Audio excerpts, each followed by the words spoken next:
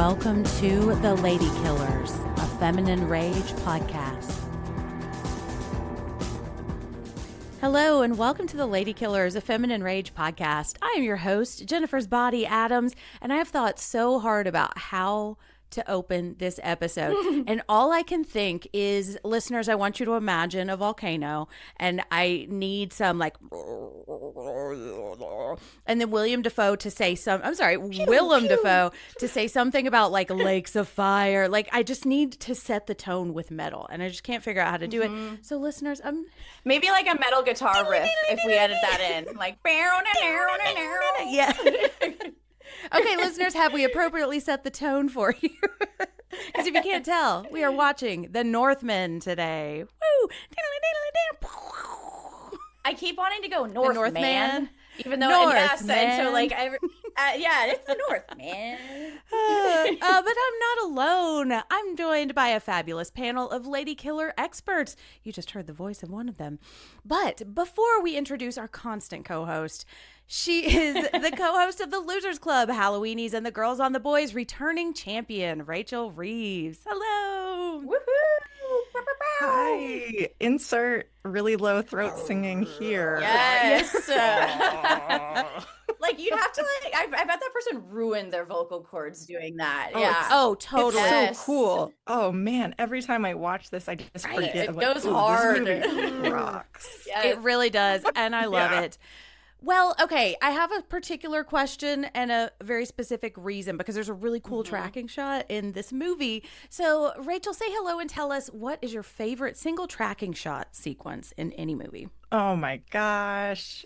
I mean, Goodfellas comes to mind. Yeah. Ooh, just like walking through the casino and the club, and just I think it's the so cool. Copacabana, right? Yeah. And it's just, man, everything. It just seems so awesome and so fun. So I love that one. Also, you know, I always look forward to them in James Wan's films, just the way he uses them to set the scene and set the rooms and the houses or whatever.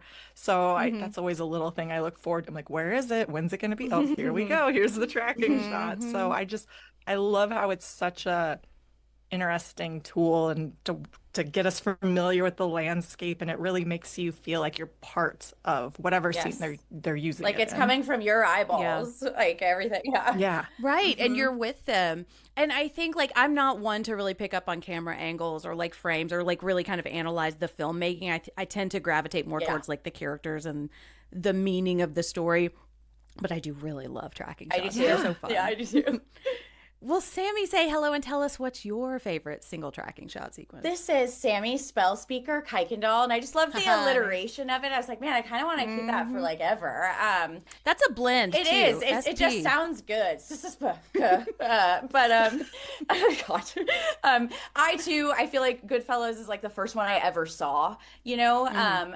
But more recently, I think I'd have to say like the entirety of the Netflix show Adolescence. Like, I had never seen anything I've heard like that. about it. I talked about it on the first episode of the Stacks, I think. Like, I watched it all in one sitting, and it's 3 episodes of a oneer, which I stole from the studio, that new Seth Rogen show on Apple TV. It's so good for anyone that loves film and comedy. Like, they do one episode where it is a oneer, and it is one of the most like anxiety-inducing episodes of television I've ever seen. But it's really, like, Adolescence was incredible. Like, the fact that little boy, there's this particular, I think the 3rd episode, where he's in like the psych ward, and they never stop. Like, he's really young. This is his first acting gig, and I couldn't believe it. I hope it like sweeps Emmys this year. But more recently too, I also watched Children of Men for the first time, and that one has like a scene that is like, it's so intense, and there's like car bombs going off, and there's guns and explosives, and it's all like the while he's like running with this baby, and it's like the illusion of that single continuous shot. And to me, that's cinema, baby. That was so good. So yeah, those are my recent favorites. But I mean, yeah, Goodfellas is for sure the OG. It's like the standard, I think, like the gold standard. Although I really love this one. Like, this is in the Northman, this scene where they're ransacking the villages in the top. But I love, it's also a Netflix show. It's The Haunting of Hill House. I think it's like episode 6 or something, but it's when they're having the funeral and they're weaving back and forth through the timelines and the entire, I think it's like 3 shots for the entire episode. And just to like, it's so powerful. I think that's the Mike best Flanagan episode of the show too. Oh, I think so too. Of maybe the whole series. Of all of his stuff, like his television series. Yeah. Yeah. It's so good. And it's such an accomplishment too. And when you read about how they did it, you know, and I think it was before Flanagan was really getting into the treacly stuff and really trying to make us cry, you know. And I say that I love Mike Flanagan. I'll watch anything. I'm about to go see Chuck soon, but I just really. I'm so sorry. Tell us how you really feel. Exactly. But that episode is really, really good. And I do really like the first Haunting of Hill House. I think it's really good. Aside from, you know, the cringy confetti stuff, which still makes me cry. Nothing in this movie makes me cry except if maybe crying from horniness. Yes. Oh God. No, so. The whole time we were watching it, I was just like, oh my God, Jen. Like, I just imagined, like, for the first time ever, I was like, I know that, like, what's going through her brain. And I had to sexualize you in a way where I was like, oh, Jen is just going bonkers for this right now. Oh, I know. I texted Mike after the screening and I said, I have never been more attracted to a human man in my life. Like, even with his little bowl cut, it's so bad. The hair is horrible, but you just look down, you know. You don't have to look at that hair. It just looks like a little, like, he looks like he's from like a Steinbeck movie or something. Like, it's like very like little guy who lives on the farm. If he was too attractive, he would literally kill people. So they had to cut that long hair and that was it. Put a shirt on him, or I read that on the trivia. Liability. Yeah. You know? Well, okay. What story are we talking about? Who are we talking about? Of course, we're talking about Alexander Skarsgård, but we're also talking about some smoking hot ladies in this story too. Let's talk about them in our first category, her story. I am so much happier now that I'm dead.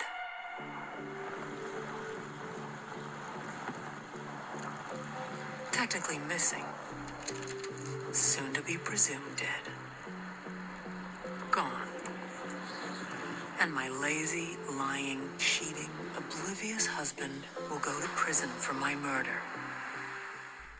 This is a section where we tell the story of the film. Spoilers abound, so listen to your own risk. Listeners, I'm again going to lean on you to create the ambiance. I need you to do the... I hope they and all imagine just fire, like pyrotechnics everywhere. I hope they all send me videos to the Instagram of them doing that, and I'll like create a compilation video of all of them to set this. I mean, listeners, you heard it here. Yes, some shield thumping, horns, and all of it. Not just horny, but horns. Exactly. Okay. In AD 895, King Arvindel Warraven, who is Ethan Hawke and hot, returns to his home in the North Atlantic after doing some man-war shit. He reunites with his wife, Queen Gudrun, and his young son, Amleth, in a banquet celebrating their recent raids. To prepare Amleth to take the throne, Arvindel and Amleth do a ritual in which Amleth touches his father's blood and has a vision of the Tree of Kings. It's kind of like a family tree. Mm-hmm. But his reunion with his young bastard brother Fjolnir doesn't go as well. Good job. I was going to say at the top, man. Thank you. Apologies to any of our listeners over there. I'm going to butcher these names, but I will try my best. The names are intense. I was like, I might be saying some of the actors' names in place. Yeah. It's just Ethan Hawke, you know, or a Raven dude. Yes. Or bastard brother boy. Yes. Or bastard brother, yeah. Bad uncle. Yeah, Bad uncle, my favorite movie starring Johnny Knoxville. Exactly. So the next morning, Fjolnir and his army kill Arvindel. They carry Gudrun away and try to kill Amleth, but the boy cuts off one of the guy's noses and rows away in a boat, swearing vengeance. I will avenge you, father. I will save you, mother. I will kill you, Fjolnir. I just keep hearing Simba's like, Dad? Like as like he rolls off the mountain. Oh, I mean, same story. It's Hamlet. So same exact story. Yes. Years later, Amleth is a hulking Viking dream hunk who raids a village. But he hears that the slaves they just captured are heading to Iceland to the farm of Fjolnir the Brotherless, his uncle who is now a sheep farmer. After a seeress, who is also Bjork, reminds him of the vow he made to his father, Amleth joins the slaves on a boat to Iceland where he meets Olga of the birch forest. also known as my queen. Mm-hmm. The Maiden Queen. They bond. Oh, I know. The mother of the Maiden Queen, I guess. The mother of the Maiden Queen, yeah. They bond in the boat and form a more or less unspoken pact to protect each other and punish their enslavers.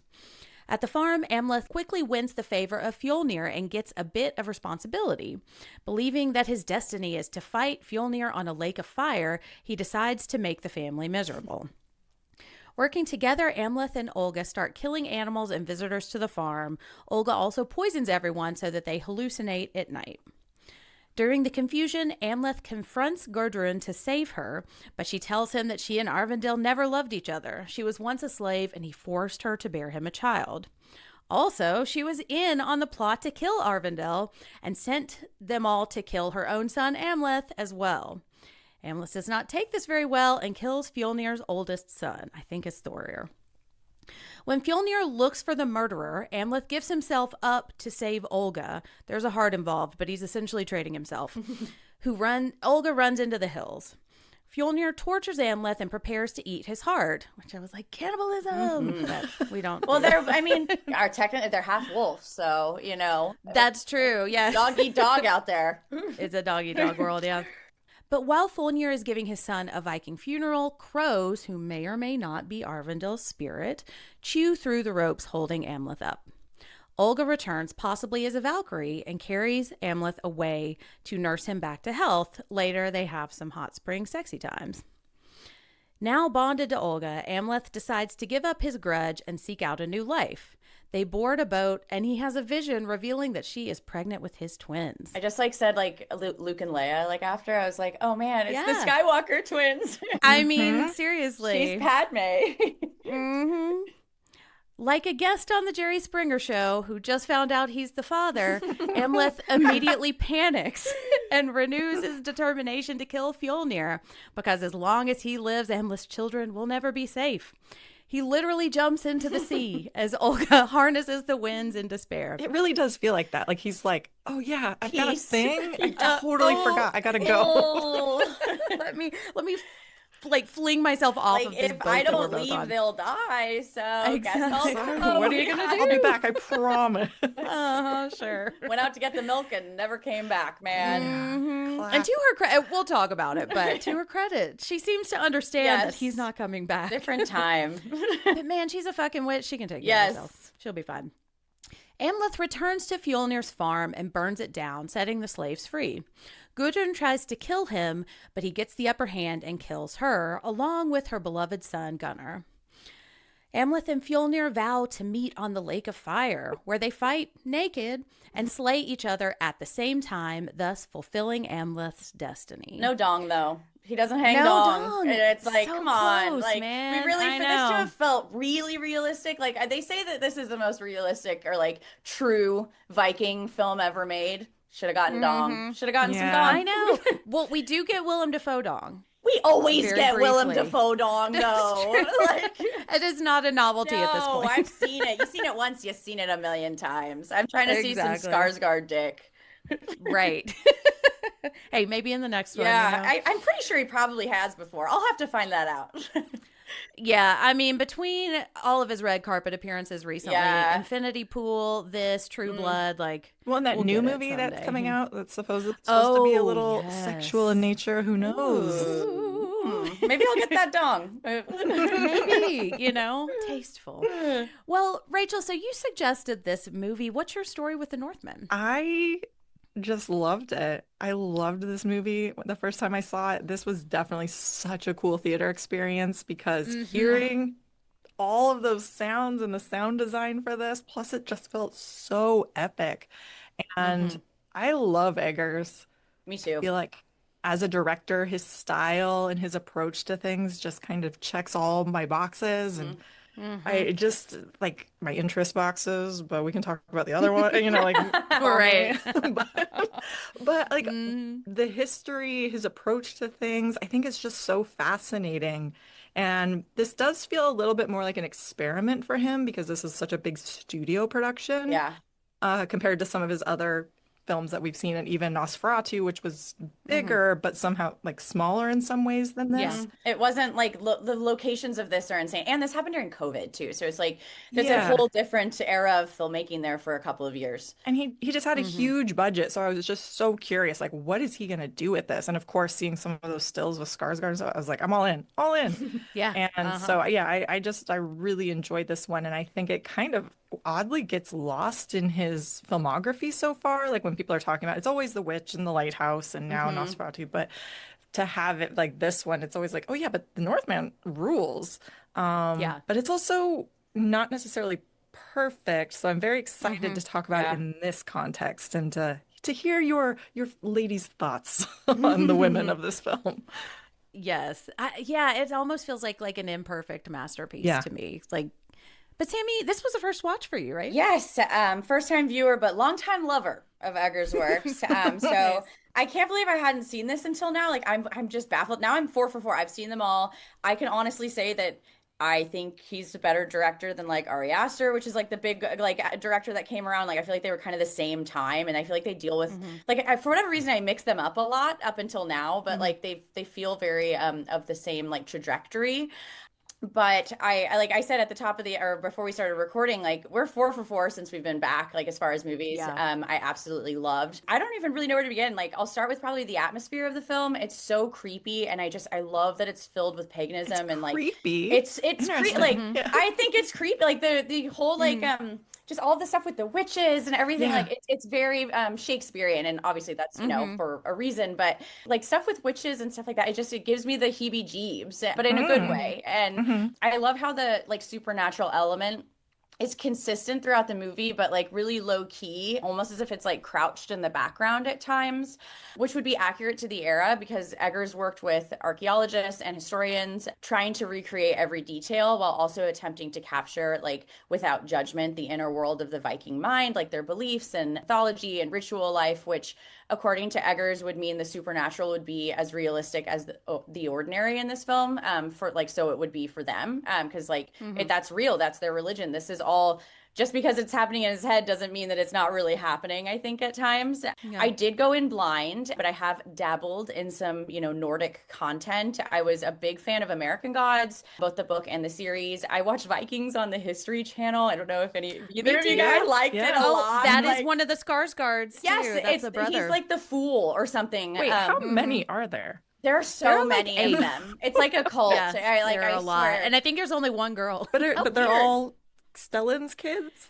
I mean, they all look like probably him. different moms, I think. Like, even while we were watching this, I was like, man, he's starting to look like his dad, but like more handsome version. And of course, how could I forget How to Train Your Dragon? You know, I wish we got Toothless and Hiccup in this, you know, maybe the live action will the only be thing like that was this. missing, right? A dragon. Yeah. Could you imagine if like the live action of that movie is like this movie? I would honestly, I'd be there opening day.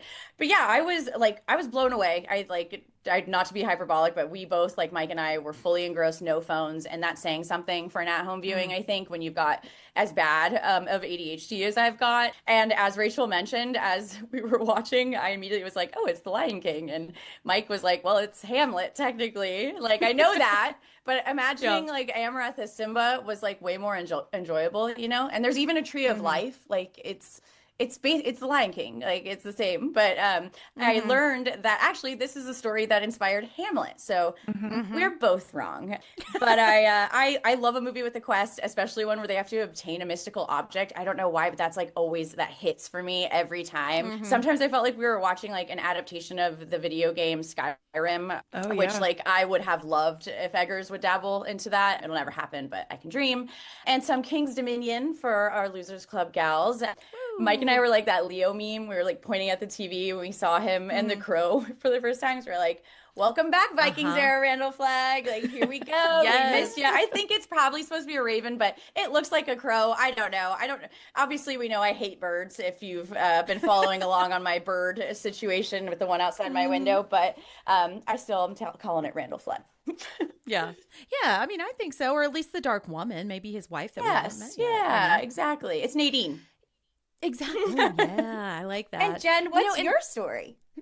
Well, it's interesting. Like every generation kind of has a touchstone for this type because it's such a foundational narrative, and there have been so many stories that are built on this type of story because it's just like really essential, you know? Yeah. And it reminds me of like when I used to be a music teacher and I would play Alsa Sprax Zarathustra for my kids, which is the da, Oh, da, yeah. da, ba, ba. And I always think 2001 A Space Odyssey. Me too. Yeah. Didn't know. They were all like Buzz Lightyear, you know? So it's Oh. just, it's interesting. Like we all, like for us, it's Mufasa because that's the first time we engaged with this story. For some you people, know? it'd be Barbie to hear that music for the first time. So a whole new generation. I know. Maybe that's the Gen Z version, you know? But I saw this in theaters. I was so excited to see this because I love The Witch. That's probably not surprising to anyone. What? That's very much know. a me movie, and we will definitely cover it. We've got plans. But so I was really excited. I'm a big Eggers fan because he's one of the few directors that I will watch off a cliff. Like I'll watch anything he watches or he makes. Like Ari Aster, Alex Gardner, or the other two. Garland. I'm Yeah, like, I know. Sometimes Garland, hit or miss yeah, for sorry. me. No, I agree. but I'm always going to take the chance on it. Yeah, that's you the know? thing. It's like I'm always interested in people that have just a really interesting vision and Yeah. approach to things. Right, And even if I don't love everything, I'm gonna watch it. Exactly. And curious. like, I don't love the first time I watched this, I didn't love everything about it. I had a blast in the theater watching it. And of course, I loved Alexander Skarsgård and I was kind of in awe of everything. Like, I think the first time you watch this, you kind of just like your jaw's on the floor. You're like, is that real? Like, that's how I watched Nosferatu. I was like, this is the most gorgeous thing I think I've ever seen. But I think this is not my favorite Robert Eggers movie because the bar is so high. Like The Witch is one of my all-time favorite movies. But what I love about Eggers and why I think we can cover almost everything that he's made is that he is studying gender in such an interesting way. And I think it's because he is so firmly situating us in these time periods that like here, it's really essential stories of how men and women operate in this world. And I can't wait to talk about like Olga and Amleth because he's such like a brute. He's a bear, but she's like so mystical and like sensitive and manipulative. And I just, even when it's not perfect and even when I'm like, is that how people see me as a woman? It's so interesting and it's so much food for thought. Like even when I watch The Lighthouse, I'm like, there's a little too much burping and farting in that for me. But we do get a siren, we get a mermaid, so That's maybe true. that we could do. cover the light because that's the only one we I think. can. I was like, maybe we can't cover all of his movies, but I was like, there's a mermaid. I can make an argument. So yeah, I can always make an argument that we can Can't cover remember if something. she The kills, Lighthouse but, is a lady. Yes, yeah. Yeah. But yeah, I love the way he is studying gender and the way he places these characters in the story. Like Sammy, you said, without judgment. It's like that's just who these people are and we're just watching them be who they are. And so we can kind of evaluate and like decide how we are based on what we see with them. So it's really interesting. There's always something to talk about. And, you know, we could spend probably an entire podcast talking about how this looks and how it's shot. Like it's just, it's incredible. That tracking shot is stellar. And when you know that Anya Taylor-Joy is in there in the background and you start looking for her too, like I remember reading articles where she was just like hanging with all the other extras because she's not prominent in this scene yet. She's just got that one moment, but she's got to be there. So it's just his attention to detail I just love.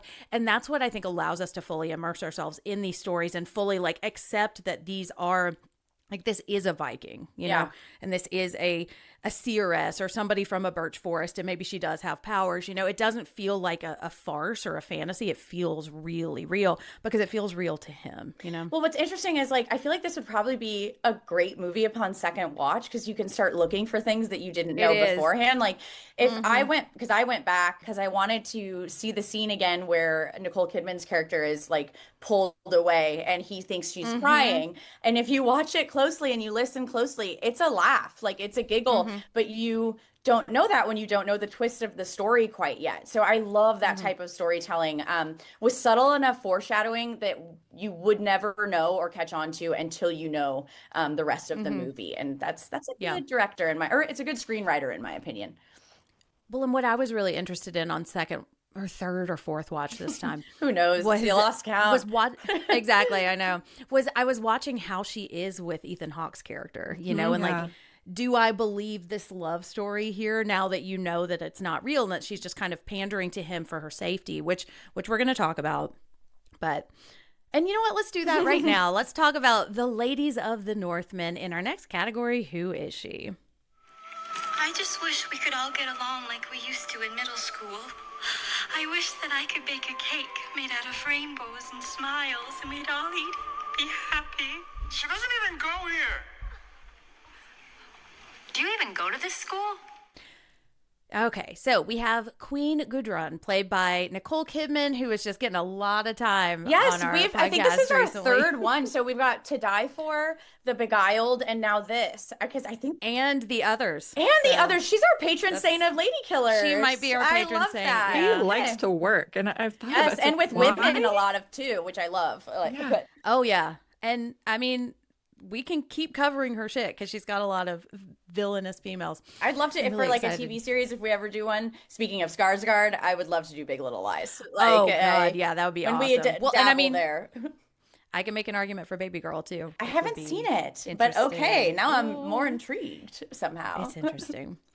We also have Olga of the Birch Forest, played by Anya Taylor-Joy, who is maybe a future patron saint Yes. of ours. I mean, because- she's Furiosa. Like, Yes. she's Mhm. Thomason. She's this. Yeah. So, like, I'm trying to. She kills in the gorge, She's in- which is not I very was gonna say good. the menu. I don't remember. Yeah. Which, Oh, That's- yeah. I don't That's a know if killer. She kills any? Does she kill somebody in the menu? They- I don't remember. I But think I she. could make an Yeah, argument. I think so too. I'm like, Yeah. I almost want to like put together her entire filmography and be like, well, I how many know. times has this bitch killed? I love that. Listeners, if you've got some red string and about an hour or two, Yes. put a board together, take a picture of it. We'll put it on our socials. Then we have the seeress, who's played by Bjork. She's only here for a minute, but I do want to talk about her. And then we have, Ashildur Hofgithjar, yep. played by Olwen Fiore, who I love. I do not love this movie, but she plays a grown-up Sally Hardesty in the new Texas Chainsaw Massacre. Ooh. It's not that great of a movie, but I like her because of that. She's just an interesting actress. I always Yeah, like she's also in the role Mandy. she takes. I really like. That's her right. character She's in Mandy. Yeah. She's in The Watchers, I think, which I didn't finish, but I just I did. I like watched her. that in the middle of the night because I couldn't sleep on HBO in a hotel room, and that's what I said. I was like, that's what I knew her from, was from The Watchers. It's not great, but I like the fairies, so I found Yeah. that interesting. Yeah. Okay, so our victims. I ran out of. I didn't list every There's single plenty person. of them. Yeah. King Arvindil War Raven. I would, like to be a War Raven at some point. I think it would be cool. Olga's entire village, and pretty much everyone but Olga dies. Oh yeah, in true. this. Mm-hmm. The slaves are freed, so that's good. Okay, and our motive: love, survival, fear, revenge. We shall discuss. Okay, and weapons: cunning, prophecy, love, patience. And then Amleth uses this like nightmare prophecy sword, which I think is cool, but that's also like a dude weapon, So, Very okay. phallic. It very phallic, yes. That is one of the many Stab with phallic it, objects yeah. just swinging around in that lake of fire, But no dong. But no Skarsgård dong, dong. no. Big studio Yeah. production. They're like, Yes. no, too much. No, Too sorry, much. cover it up. I know. You can be naked. Hey, but we Gone can't Girl see. got dong. Okay. Exactly. That's I not know. justified And it's an instant classic too, true. in the minds of the ladies. Yes. Exactly. Okay, so I do want to talk about a couple of quotes here. Hemir the Fool, he says, "Never seek the secrets of women, but heed them always," which is just like catnip for me and for us, I think. And then Gudrun says, "Let my words be the whetstone of your blinding rage," she says to Fjolnir. And then Olga says to Amleth, "My earth magic will stoke the flames of your sword." So I want to talk about the secrets of women. What do we think Eggers is saying about the secrets of women? I mean, it's like, be careful, guys, because you. Yeah, well, and He didn't say the magic word. so like Willem Dafoe when he says like never seek the secrets of women, like don't go and actually like ask them their thoughts. But when they say something, you should probably listen, which is a little contradictory. I don't know if I like. Yeah. Exactly, yeah. It's interesting in the way that they're saying like use my like she's saying like let my words and like my earth magic they're supportive. Like these women are so integral to the success or direction or motivations or just how they're manipulating, I guess, for lack of a better word, these men around them.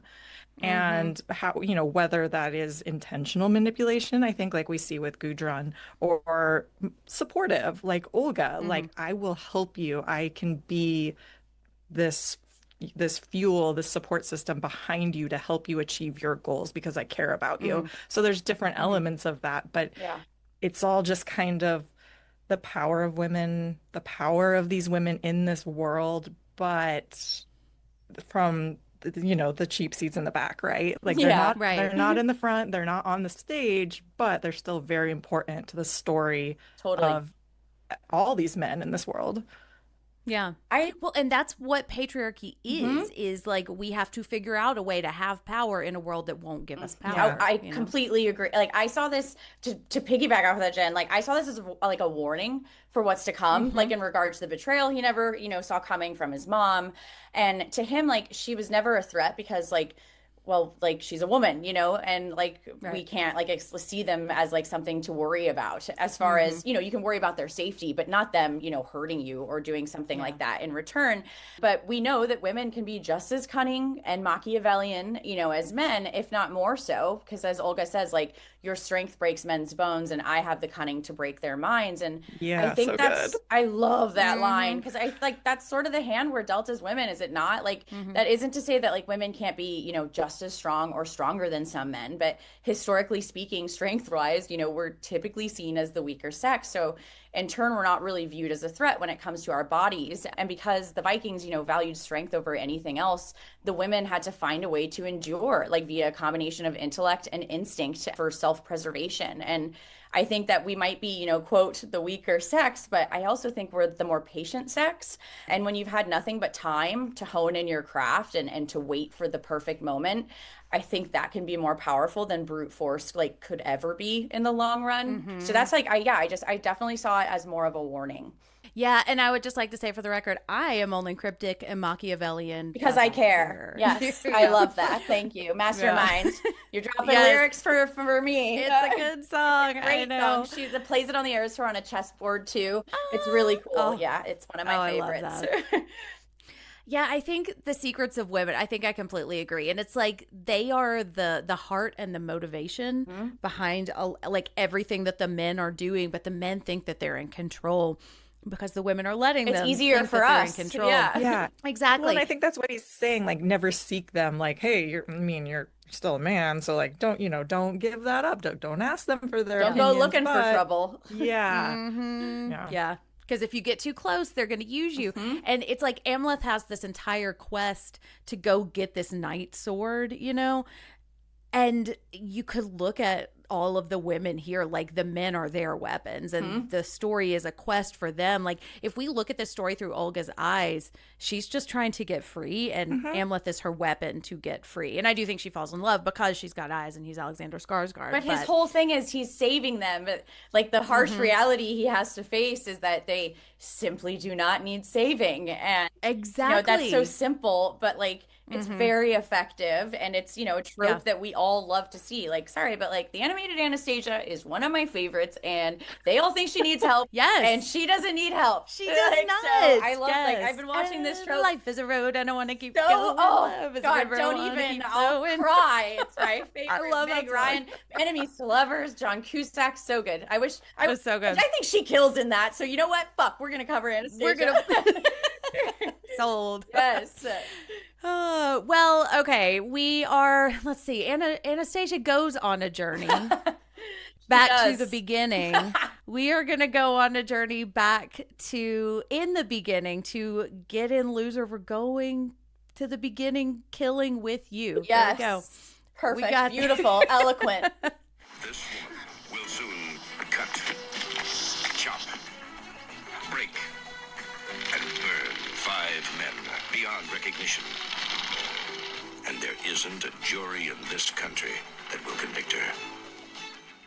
Okay, let's talk about the CRS. So I don't like she's only here for a couple of minutes, even though she's got this killer costume, and she's got like the shells and shit in front of her eyes, which I love, and it's Bjork, and I love Bjork. Oh So Quiet is just such a good song. I know it's like a commercial song now, but I love that one.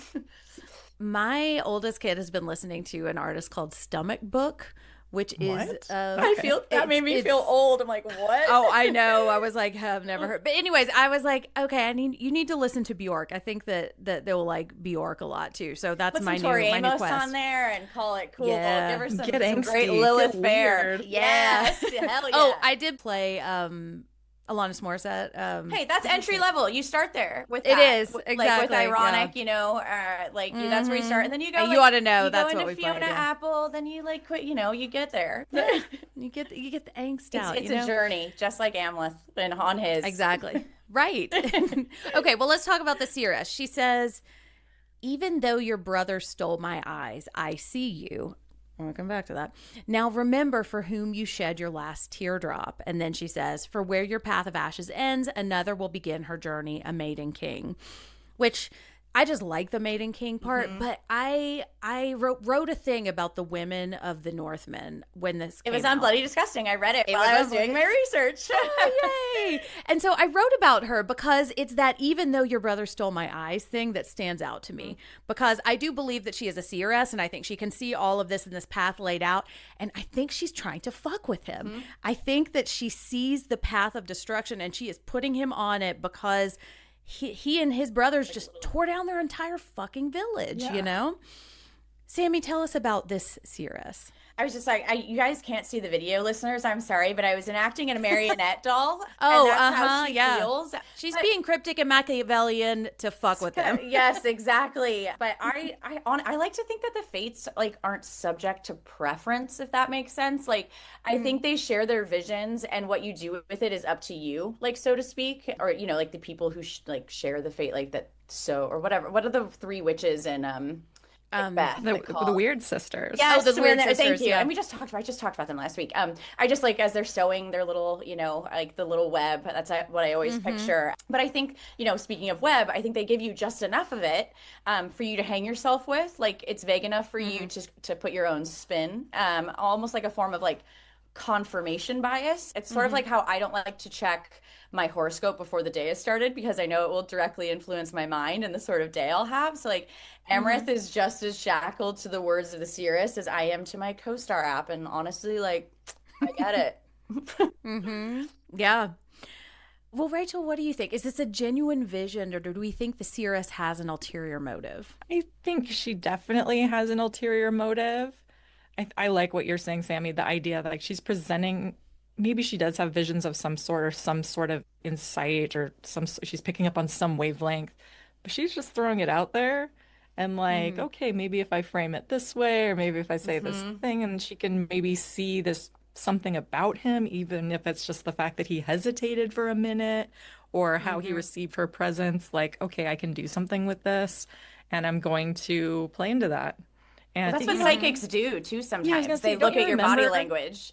like all those Yeah. psychics on TV or whatever who were like crossing, what was that? Crossing over, that guy. Oh, that crossing was- over. Long Island Yeah. medium. It's like what's the Late Night with the Devil? You Yes. know? Yeah. And they're like Yeah.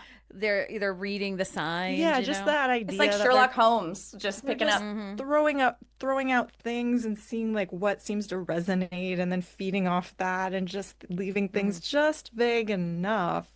However, I mean, I love this idea about like the Maiden King, and so that's where I think like no, maybe she does have some actual like she's connected to something, like she's picking up on something, and maybe she's seeing that like there's something special about him. But you know, she's just gonna like point him in a certain direction. And I didn't actually know if Maiden King was an actual thing.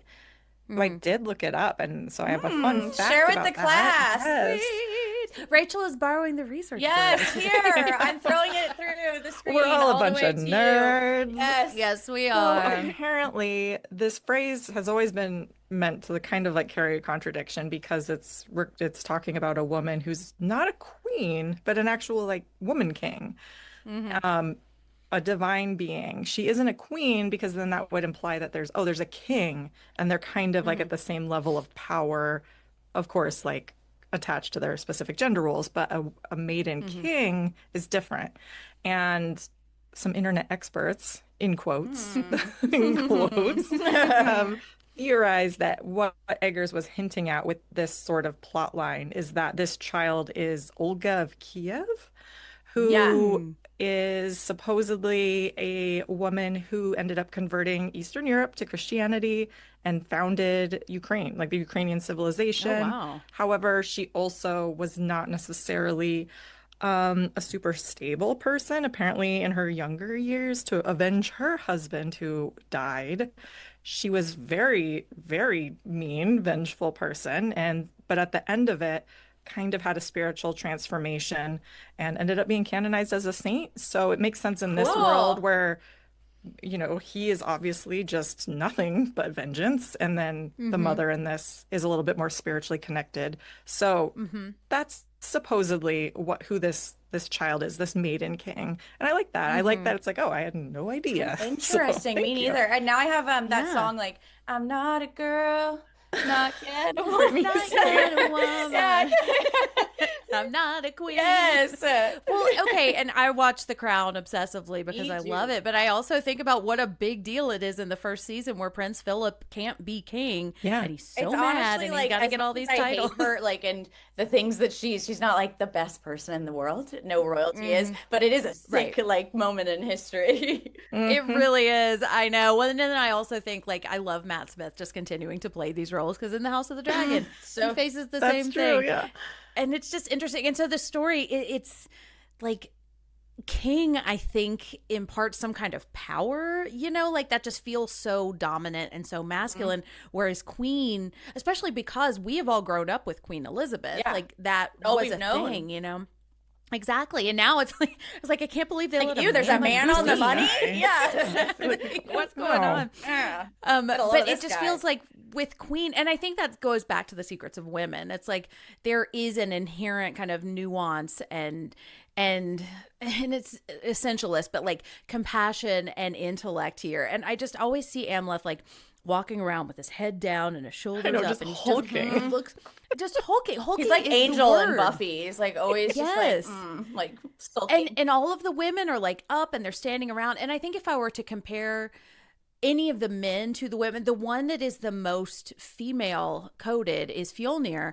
And I think part of that is because he's a bastard. Like he's never going to be king unless he manipulates to take it. Still trying to fuck And- the whores though, and that's their words, not mine. Exactly. So he's not as great as everybody. Oh, no, I'm is not making- saying he's Well, I good. just He's like not a when I was good watching person. that, I was like Nicole Kidman as Yeah. character. I was like, that's a little bit of a double standard. That you're like, I'm mad because Ethan Hawke's cheated on me, and I was like, homegirl, I'm so sorry, but it's happening again. Yeah, I think it's more. Yes. It's more than that too. I think. Yes, I agree. Oh yeah, I agree. and we'll talk about. But it's interesting too because Rachel and I on the Girls on the Boys just last night we talked about the Cinemax show Banshee, and one of the things we talked about was like, is there a hero? Is there a villain here? Because I think that changes dramatically Yeah. based on your perspective. Like if you're Gudrun, you're the hero in your story. Totally. If you're Olga, you're the hero in your story. So it's just there's a lot of nuance. I did want to note here that the He Witch that we meet in possession of Willem Dafoe's decapitated head with a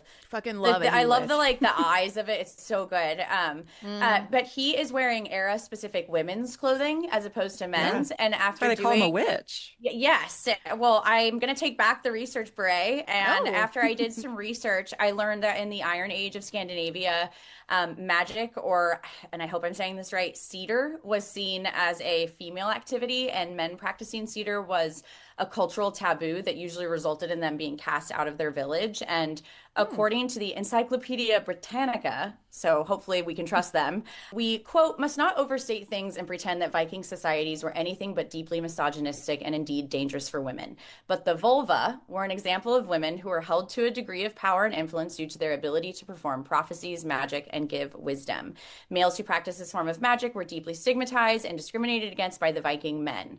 And I just thought that was worth mentioning here because I think it really highlights how the male Vikings viewed the sexes. But, these women accepted the wizards, as that they're called, I guess nowadays, like what we would call wizards, as their own and taught them their secrets, and despite the Viking males, like keeping certain like how we keep women in the kitchen or whatever. It's like women performing hexes, kind of, I guess, is like how I thought Yeah. of it. But I'm obviously, not a historian or anything. So I'm sure there is a great deal more to it than that. And I'm sure that, the women weren't like as accepting as we are today. But I just thought this was interesting insight into their culture. And at the very least kind of proves that the women amongst it were far more accepting than the men, which like go figure, like tale as old as time. Right. But yeah, I was like, when I noticed that, I saw that on the trivia, I was like, I want to learn why. And that is why. Yeah. Oh, interesting. Thank you. And again, love a he witch. Okay, let's talk about Gudrun.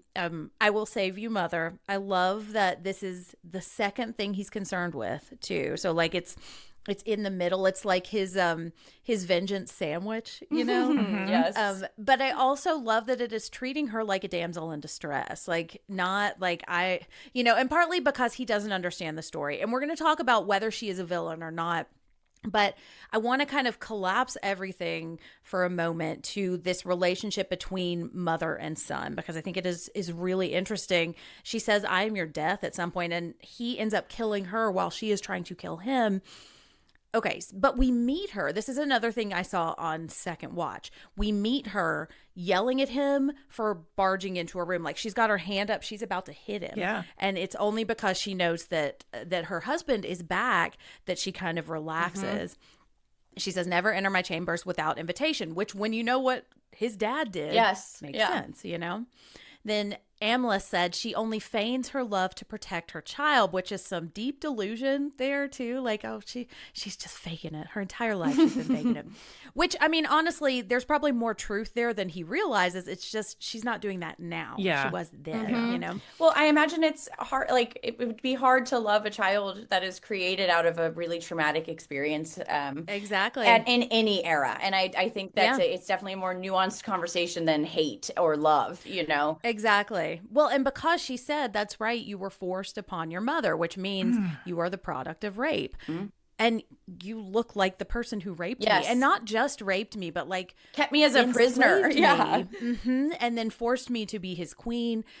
But then she also says, "Your father endured me because I bore him a son," which means if Amleth had been a girl, Yeah. would the entire course of all of their lives be different because she wouldn't have been valuable to him, to Arvindale. And then she also says, "A son loves his mother and a mother loves his son. I'm sorry, a mother loves her son." But she's saying that right after she just dumped all this shit on him and he looks like he's about to kill her. And so it almost feels like she's weaponizing this love and saying, "You can't kill me because I'm your mother and I know that you love me. And the entire course of your life was to save me. So I am resting in the safety of I know that your love won't let you kill me."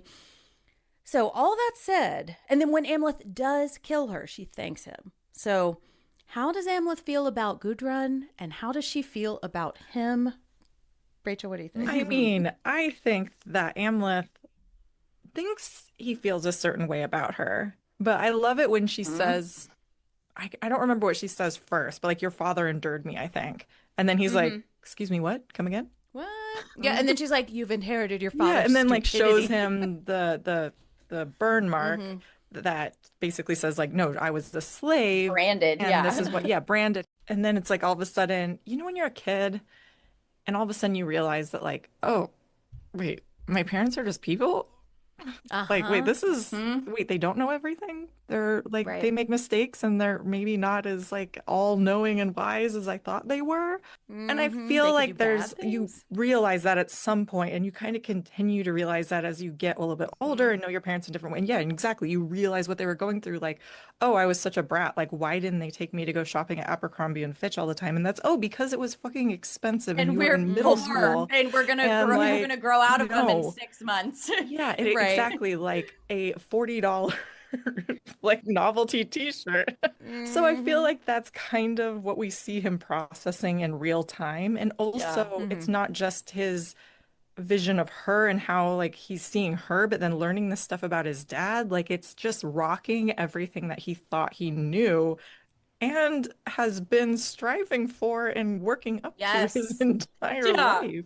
Yes. Yeah. So that's got to be really destabilizing. So I feel like we don't actually know how he ends up feeling other than just his default emotion, which is rage and Rage anger. and hate. Yeah. We've made the comparison to Hamlet already in this Yeah. episode, but I Uh-huh. think the clear difference between the two male leads is that, like, of those, of this and of the Northman, is that Hamlet is a man of inaction and Amleth is like a man of pure reaction, I feel Yeah. like. Well, yeah, I think this whole movie is just like, this is unchecked Yes. male ego and rage and anger. Masculinity. Yes. Well, like I Exactly. never really truly get a sense that he's thought like a single thing through before he No. does it. I saw a review that said he is so swept up in his desire for revenge, he has no room for to be or not to being or expressing any doubt over the quest ahead.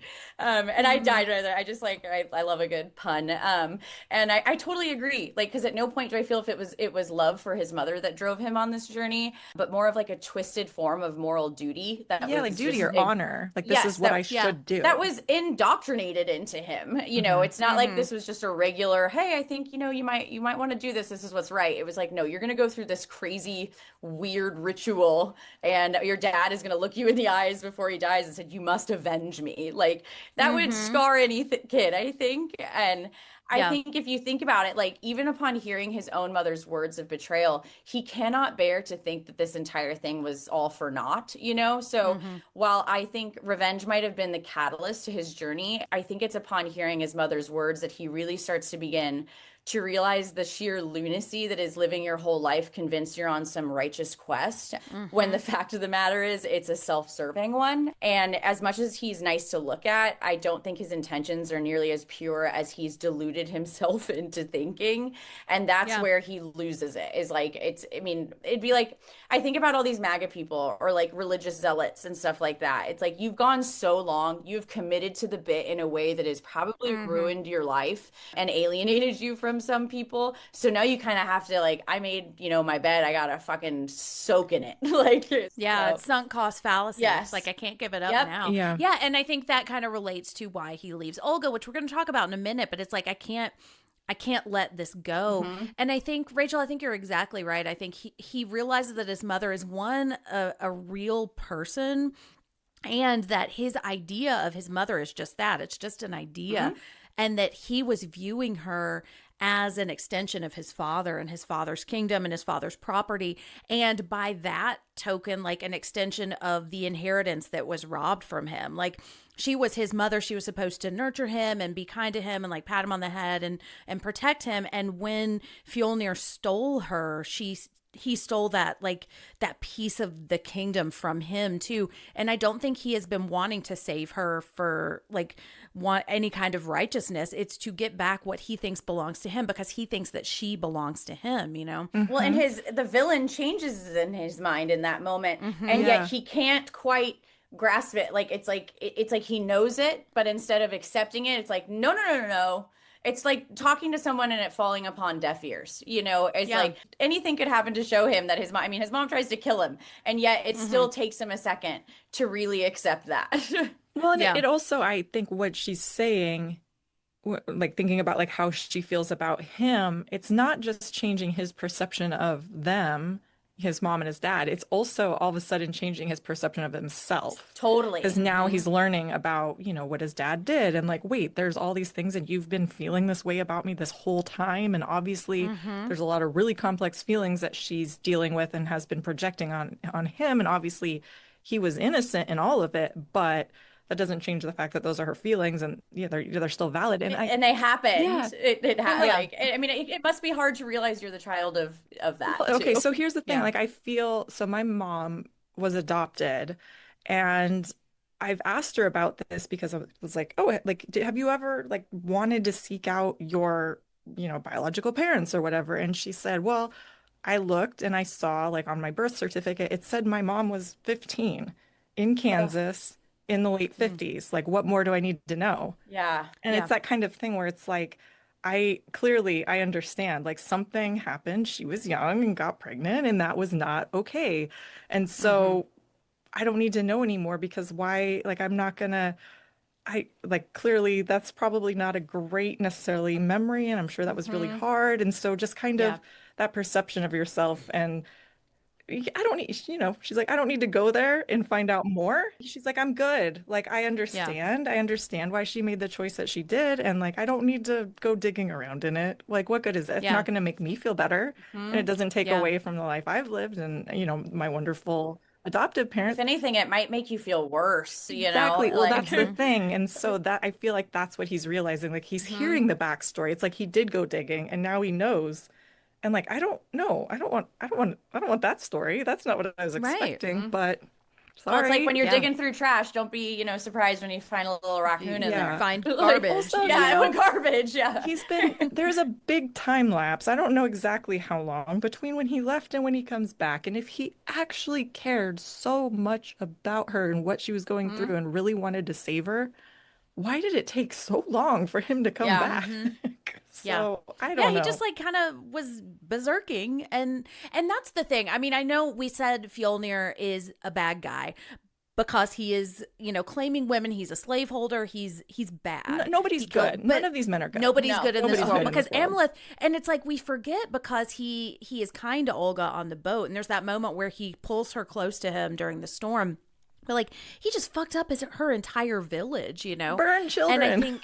And Burn she's still children, down. yes. She is DTF. She is. Well, and I think protective. Like Yes, she knows, right. okay, if I'm gonna exist in this world and live in this world, that's the biggest, brawniest, toughest guy. right. Well, and I think because he is coming from that world where like the things that Fjolnir does are not bad to him. The only thing that Fjolnir has done that is bad in his frame of reference is killing his father. And now he knows what his father did. So it's like his entire moral compass is thrown up in the air. And I think we could look at this, given the world that men live in this world where they're just claiming women, they're raping people, they're stealing, they're killing women and children and everybody. I think you could read this as Fjolnir being the hero of the story. And I think it's like his world is so destabilized here that he can't do anything but just go kill the first person he can think of, which is Thorir, who really, he's an asshole, but he doesn't really have anything to do with this, Well, he's just been bred and training to be a weapon, essentially, of like destruction. So it's like, once that's done, even if we didn't have, the twist and, we find out that, this has all been for nothing. What happens once you've accomplished your task, That's the thing. even if it was for something, you're left with, it's like how, when you're dealing with grief, even in the real world, it's like you are mad, but like once that madness is gone, you're left with just the sad. And exactly. And it's the anger iceberg. It's always so much easier to deal with the anger on top because I it is relish in the anger action-oriented. until like Same. it's not something I'm proud of, and I cling But to it it's- as a means of survival, kind of. Yeah, because it's something you can do. Well, you know? and as the movie ends, if you can't move past that level, it's gonna destroy you though. Yep. Like if you're never allow yourself to evolve and progress and feel something a little Admit bit defeat. more, Like, a little bit more evolved, and it takes a little bit more introspection, you're Yeah. gonna die naked by a volcano. yeah, It's just like and I think he that's adheres what- to like the whole like men have like 5 feelings things like hunger, tired, angry, mad, strong. Like And so maybe outside of that is what the actual secrets of women are. Yeah. It's like, Oh, no, there's more to options? life. And Yeah. there's some There's nuance. And maybe we don't joy. have to let these big feelings control our you entire can take up a lives, hobby. It'd be great. Right.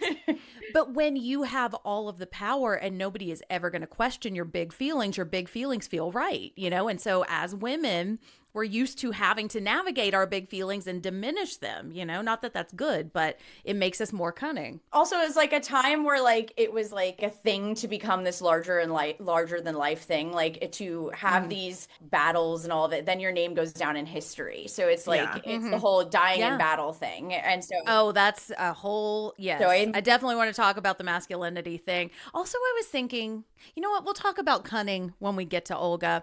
Before we take a break, I want to recommend Swallow. Have y'all seen that movie, Swallow? No. Yes. It's about Pica. Oh my God, it's so Yes. good. It's about a lot of things, but it's about the concept of being a child of rape. And it's just the best depiction of that I've ever seen. I cried a lot. Doesn't have anything to do with Vikings, but It's good. Oh, You should I'm watch gonna it. check this out. Yeah, I'm looking at the Oh, it's IMDb page so right good. now. Oh, I like this Yeah, So actress very good. too. I think interesting. she's Love the super production cute. design and Mhm. So good. Okay. Trigger warning for eating sharp things, though. Just, Okay. That's a specific one. All right. exactly. Well, okay, so let's talk about another sharp lady. I want to talk more about King Gudrun, but before we do, let's pay some bills. She just says so many cool things, and I just kept writing everything down. Oh, she's pissed.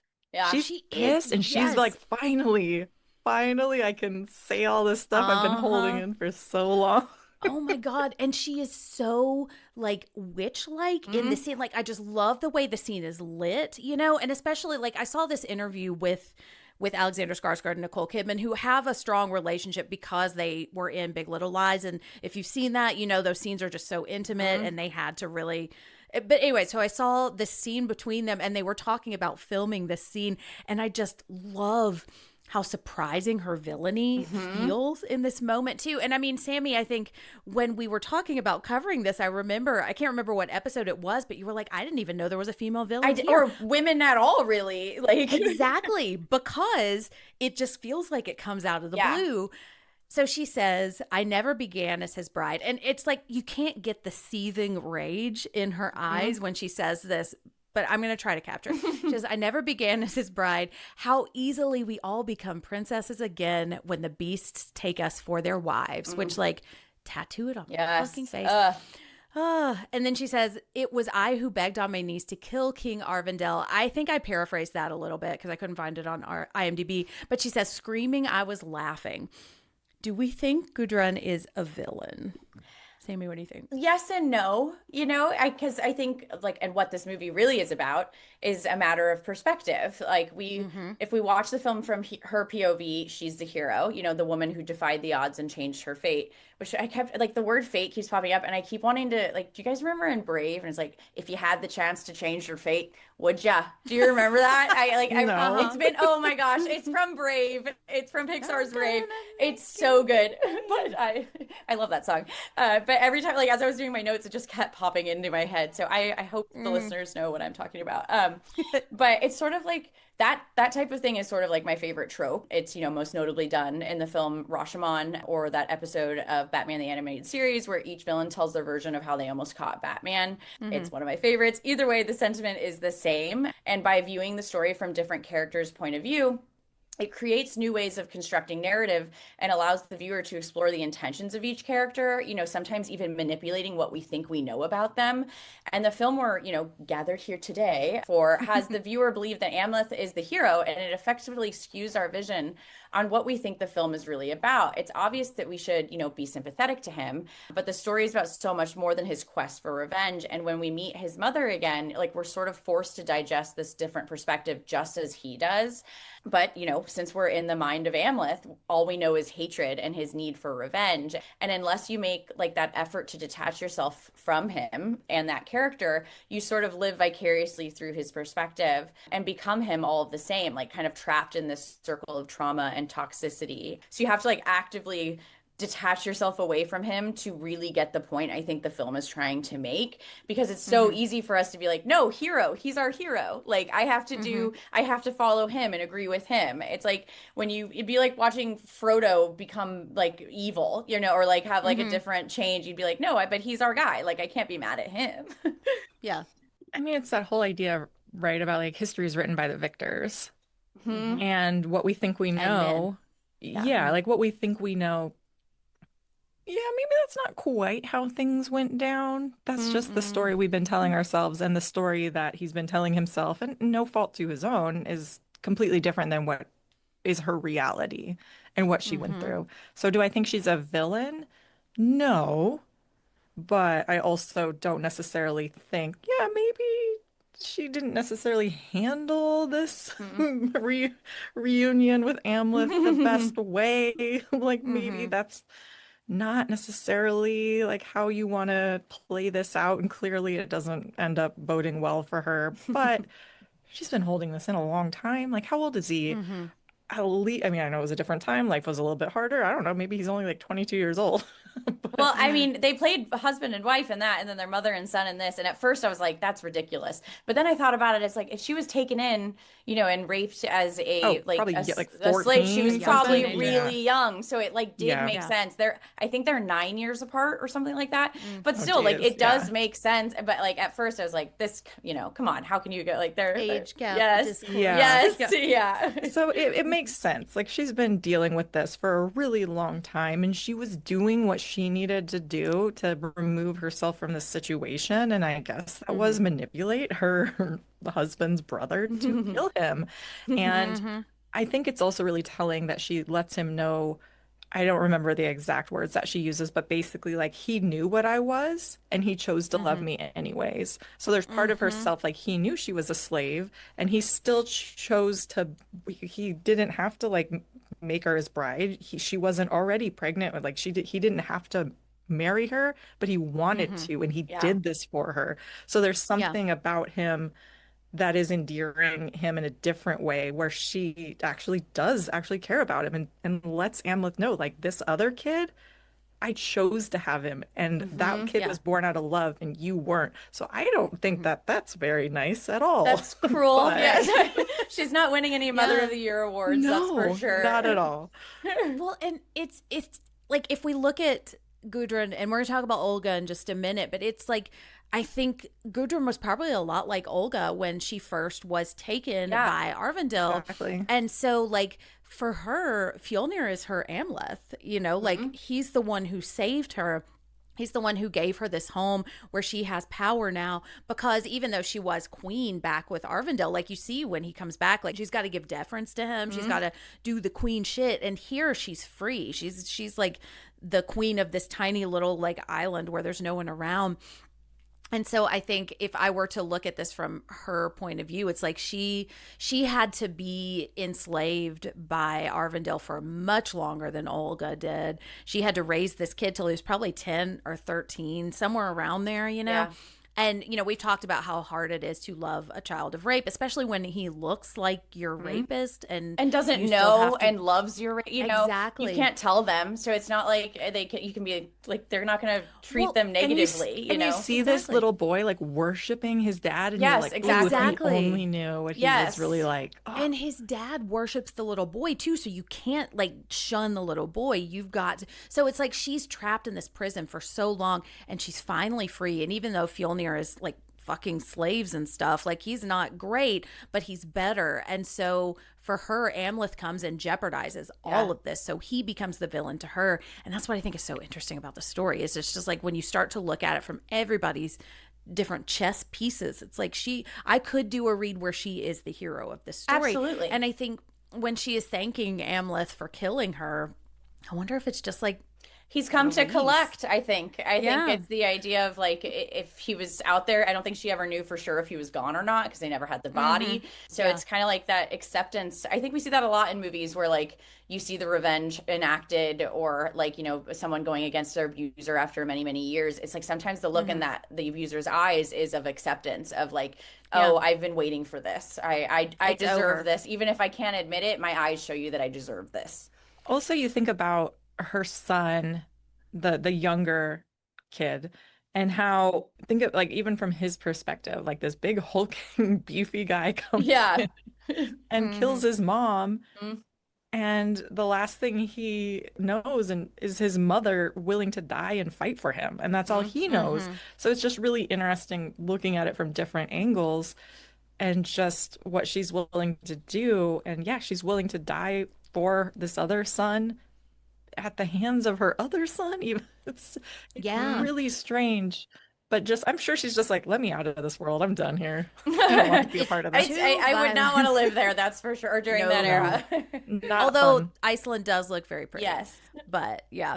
But I think also we keep hearing all of these men talking about wanting to die in battle because then they get to go to Valhalla. And they're like, I don't And that's what she I don't know does. enough She about it. earns- Exactly. it's She an dies in honorable her death. version of battle. It's a Klingon death, the Star Trek thing. And it's the women that take you to Valhalla. It's the Valkyries that to take you into Valhalla. So it's like, like I think it's telling that like it's the girls or women that bring them to their heaven, Yeah.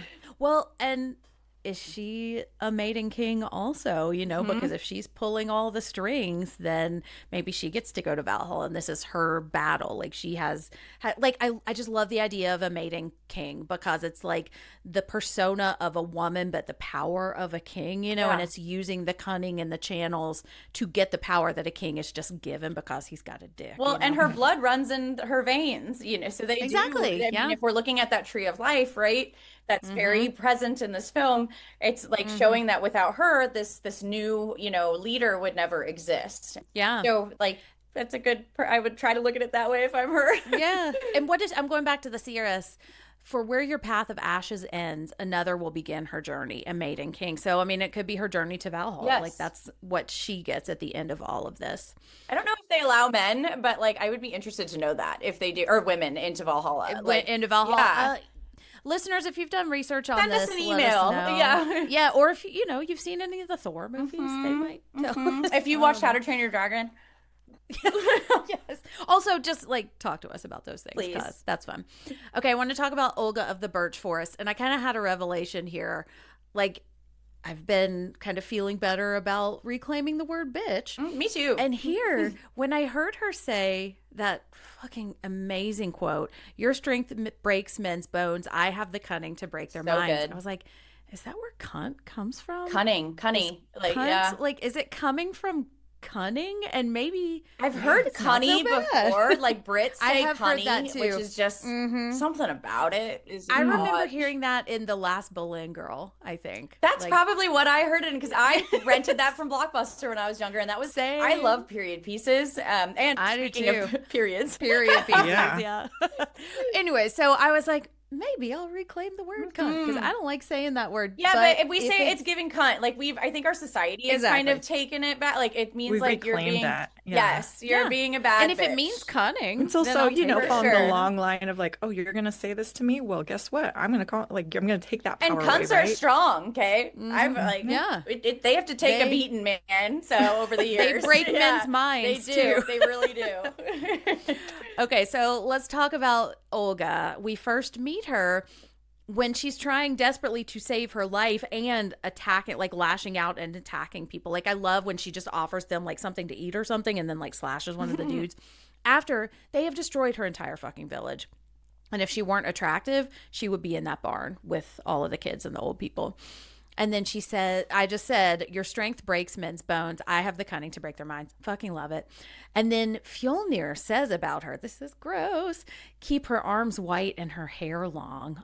Oh. It's like so she won't be doing the farming and stuff like that. Like Exactly. unfortunately, that was like a thing even here in the United States. Like during slave, like it was like the house and the people outside, and if you were prettier, or like conventionally attractive, and like you can see by the like group of women that they get, she is obviously the best looking of the bunch. Not to say that the others aren't pretty, but well, yeah, she's the most she's conventionally striking. attractive. Yes, She also gets the best lighting and the best makeup. she really Yes. does. And that like when they're like naked on the ground, like after their sex scene, like they're just like the way she's like turns over and you can just I see the know. shape of her body. I was like, that's what like a Renaissance painting, like that's what men go to war Oh my for. gosh. Exactly. And if you've seen pictures of her wedding dress, it is And their heart, their stunning. cake was a anatomically correct heart that like pumped. It had valves on it, and it like pumped blood. gosh. It was Wild. so sick. Yeah, it was sick. And we're talking about Anya Taylor-Joy, Yes. not Olga, because No. they don't get Yeah. married here. But yeah, I'm sure listeners, she'd look have it that up. at her wedding It's too great. if they made She would. anatomically 'Cause correct hearts then.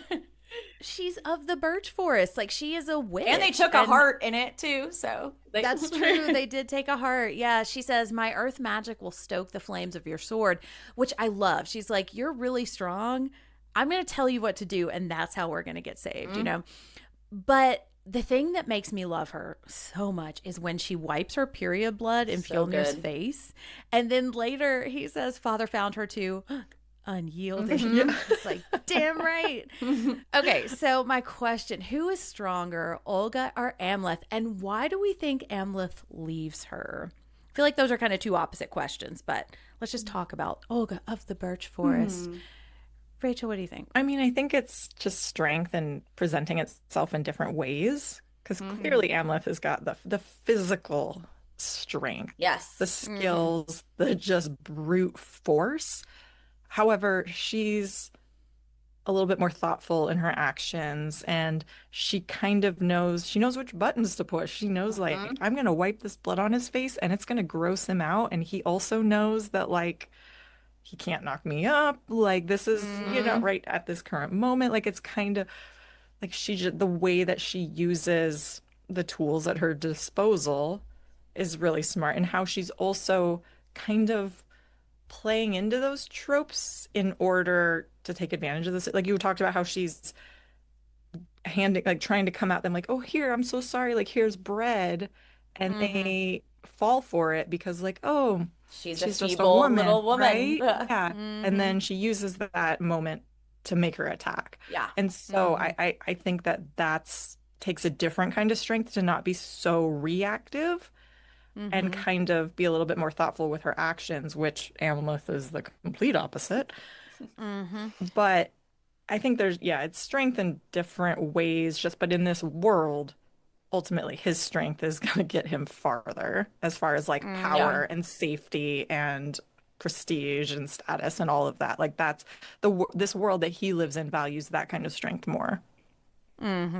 Yeah, but they're not looking out for her kind of strength. And that's why I think Yes. Hemir is the one who says, Hemir, who is coded as female because of, he's a he witch. He's the one who knows, like, they have the secrets. He knows You the guys are too secrets. stupid. Yes. Yeah. Well, and it's like we were saying earlier, is like we're viewed as the weaker sex. And it comes down to perspective. Like as far as strength goes, that's like conventional strength and muscle. He's obviously the stronger one. He's an essentially like walking, talking pit of testosterone, I feel like. But in a battle of wits or rationality, like the title's going to go to her. And I personally think that those are, stronger to have, like things to have than actual like muscle. I mean, that's coming from someone who is not very strong. So make of that as you will. But I do think that, all he knows is revenge.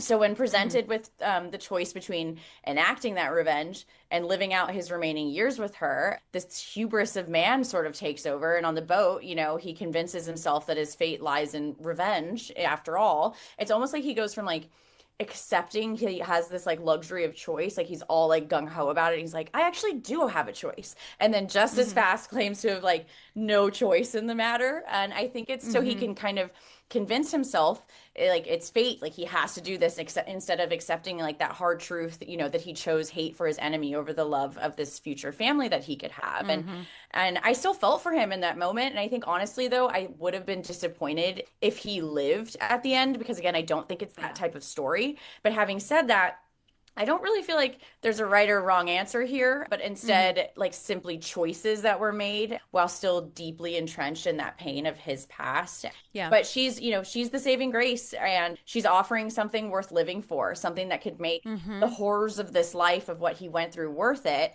But no, he can't. That's too easy, because a man's man wouldn't abandon his quest of brutality to go raise a bunch of kids and watch like medieval Cocomelon, and I think what will always make someone stronger in my eyes is that value of ingenuity over barbarity. And Olga isn't like a damsel in distress, as we said. She's like fully capable of defending herself, which, like you said earlier, Jen, sort of mirrors Nicole Kidman's character in the sense that she was forced into slavery and yet ends up, being this driving force behind everything that happens throughout the story. And I think if we're going to make, another allusion to Hamlet, the Northman is, Viking Hamlet, it's like giving Gertrude and Ophelia the last word, and Olga is afforded what Ophelia was robbed of, which is a future and able to, live a good life after the events of the story, which doesn't usually happen in Shakespeare. So Right. Well, and I think what you ultimately realize, or what Amleth ultimately realizes, is they're stronger together. Like it's not necessarily that one is weak and one is strong, is that they balance each other really nicely. And part of that is because she doesn't need him. Like I love how she says, I should take you with me. Yeah. Like there are moments when she comes up to him and she's like, if something happens to me, will you find me? Will you look for me? And you can kind of feel her desperation because her position there is so precarious. But then once she's got power, she chooses to save him. He would be dead if not for her. And I wonder if he doesn't know how to share power like that, because it's just not. Yeah. Well, And I don't say that to like vilify him, but that's not his world. I don't think could- it's so much sharing as much as it is like it's the manly thing to do. It's the what's expected of the man is to sacrifice himself for her. Yeah. That's like, I mean, sure, I think if we could look into the brass tacks of it, why is obviously like a Right. patriarchal thing. But I do think that he's not doing it out of malice. Yeah. I think he's doing it because this is what like the societal standard of the time has convinced him that he has to do. Yeah. Yeah, I even think the fact when he leaves her, you're right, like that's the decision, that's the driving force that gets him to leave. Because it's almost like he's willing to leave with her until he realizes, oh Yeah. wait, I have there's going to be children involved, and I can't. This changes everything. Like I have to do this for them because I have to set them up. Like it's that, just like, oh, I have to like go out and work all day and be the man and bring home the bacon and provide. And like he has to provide a legacy for them that's worthy of the status that he knows he has, but was like willing to kind of walk away from. And I couldn't help but think because we just talked about Terminator, Amleth could have learned a thing or two from them, right? The Terminator franchise, that idea of like there is no fate, you guys, there is no fate. Like that's just one avenue you could have gone down, and that doesn't mean it's any better or worse than the life you would have had if you just had walked away and gotten a normal job in Totally. a small town and raised your Yeah. kids. Like who cares if you're like passing down a lineage of like kings or whatever, but it was just a different time. And if He could have been a Viking taxman, you know? yeah, exactly. Yeah, Like, and it's just like exactly. if he can't have it his way, like if his future isn't how he imagined it in his head, he would just almost rather have nothing and just kind of Right. like I can't see any other options, so I'm just gonna go this way and come what may. And if I die, well, I died fighting, and my kids will know that, I guess, somehow. How would they even know? Well, and it's so interesting because his final words I can't remember exactly, but he's like, "You are safe now." And I was like, "Is she?" Because what's probably going to happen now, she's going to be fine because she's a fucking witch and she's awesome. But I mean, anybody else would have to find a man in this world to help care for her and her two babies. Like, this is not a kind world. And I was like, why do you think she's safe? You could have actually kept her safe by staying with her. And I kind of joked about the Jerry Springer thing. It's not like, I don't think it's panic at the responsibility of having children. I think that's part of it, but I think he's like the dog that caught the car there. It's like his entire life he's been searching for a way to make things, quote, right in his mind and to get this revenge. And that's the only thing he's ever thought about. And now that he's kind of gotten it, or he's realized it's not what I thought it was. Maybe I don't want this anymore. It's like you said, Rachel, he can't let go of that because that's all he knows. He never learned how to love because he was just going around with these berserker dudes, like killing and marauding and like Quite pretending to literally be going wolves. berserker. Exactly. And she is saying, "Hey, let's have a family. Let's like weave a new course. Let's have a life together." And he is like, "No, I don't want that because it's too scary." And there's this whole element where he says, like, now that he knows, like, he will never stop searching for us. And if he knows this, like, he's going to come out. So I have to do this to keep you safe. And it's like, you really think this guy who's got like a hill, He's with a some sheep sheep farmer on it, now. Right. what is he Exactly. protecting? Like, if you're not interested in coming and taking it from him, why is he going to expend all these resources to come find you because you're a threat to Right. his kingdom when his kingdom's already been taken by somebody else? Also, who's Right. gonna believe her now? Like, I show up to some island and I'm like, I'm pregnant with this king's or whatever Yeah. twins, and they're like, sure, Olga. Yeah. Like, it's like, But sure, Jan. I do think Yeah. this is just kind of also we have to just realize like, all right, number one, it's a movie. But number Yes. two, it's a Yeah. reflection of this society where it's like these guys just can't live with the fact that somebody else kind of like challenged me and sucker punched me. Like I can't let them get away with that. And maybe he would. Maybe he would be like, this guy's out there. We gotta find him. We gotta kill him. Even if ultimately it's like, why? What are you pretending? Come on. Right. It's not like what you got is so great Just anyways, dudes but it's being the dudes. fact. It's the fact that like, oh, this guy got away with something and I can't let that stand. And that's just kind of how this sort of Viking world operated at this. It's just so much ego. Just come Yeah. on, guys. Oh my God. Just let it go. And I want to I want to talk about the men in just a second, but I think earlier when I was saying like Fjolnir seems to be the one who most closely understands the secrets of women. There's this moment where he is talking to Gunnar and they're like doing the manual labor and the kid is like, "Why are we doing this?" And he says, "Because we need the slaves to see us be strong." Like I think he understands the balance, and because he's already lost everything and had to rebuild again, I don't think he would chase them down, like, because he still has, at this point, he still has his wife, he still has his youngest son. Yes, he lost his oldest, but he's still got a lot to lose, and I don't think he would throw it all away on some bullshit He quest wouldn't, like Amleth because had. even his Yeah. younger son says, but like nobody's looking. Right. So it's almost like his son is thinking it's more performative. And Fjolnir, how do you say it? No, Fjolnir, that was right. That sounded right. Fjolnir, he yeah, knows that's right. that it's like it's not like for him it's not performative. Like I'm doing Right. this because this makes me a good leader and a good king, and they need to know that I am also capable of working and I am strong, not just performative strong. It's not Right. like he Yeah. embodies strength in a different way, I think, in more of like an old school way. And I mean, it's funny thinking about the world we live in now, but Yeah. like, oh, nobody's watching. Why would you do that? Right. Well, and his oldest son, the one that dies, doesn't. You know, No. he seems very like Shithead, like kind of Joffrey. seems like an asshole. Yeah. Yeah. Like that's Well, Yes, they've very never right. they've never Joffrey. really had to work for anything or Yeah. prove themselves because the world that they lived in and their dad's always been king. They Right. didn't They weren't they don't really bastards. know what he's been through, what he's had to work for, that he had to kill his brother and like all Right. of I mean, I'm sure they know that, but knowing it and actually living it are two different things. Exactly. Yeah. Well, okay. I want to talk about them. Normally, we call this category good for her, and we are still going to call it good for her. And yes, you will still get to hear Jessica Walter. But today, I think we're going to say good for him a little bit Good too. for him. Like say, Good yeah, for good him. for him. Claiming she could take it no more, the young mother released the emergency brake, allowing her car to roll backwards into the nearby lake. Good for her. In which we look directly into the camera and we say, yes, we know murder is bad, even if you're naked and you're on a lake of fire. Okay, With so no I want to talk dong. about. No, I know. Well, it's just artfully hidden. Yes, you know? that's yeah. We'll say that. There is some like really strategic smoke placement, I realized Yeah. in this one. I know. Or some like thighs, you know. Give us a little flash. You're staggering your feet. Also, I want to say for the record, Fjolnir is hot. Oh, you know? smash. Everybody, pretty much. Everybody in this Everybody- world, for the most part. Yeah, yeah. All the yeah. main characters in this are I don't know smoking. if Willem Dafoe could get it in this. Oh, I one. was going to Yeah. say, Yeah. he can get it in and some he is movies. a weird not hear this me one. out for me. Don't get me wrong, okay? But in this one, I just don't think I could do it. I really, even I with know. eyes closed, I don't think I could.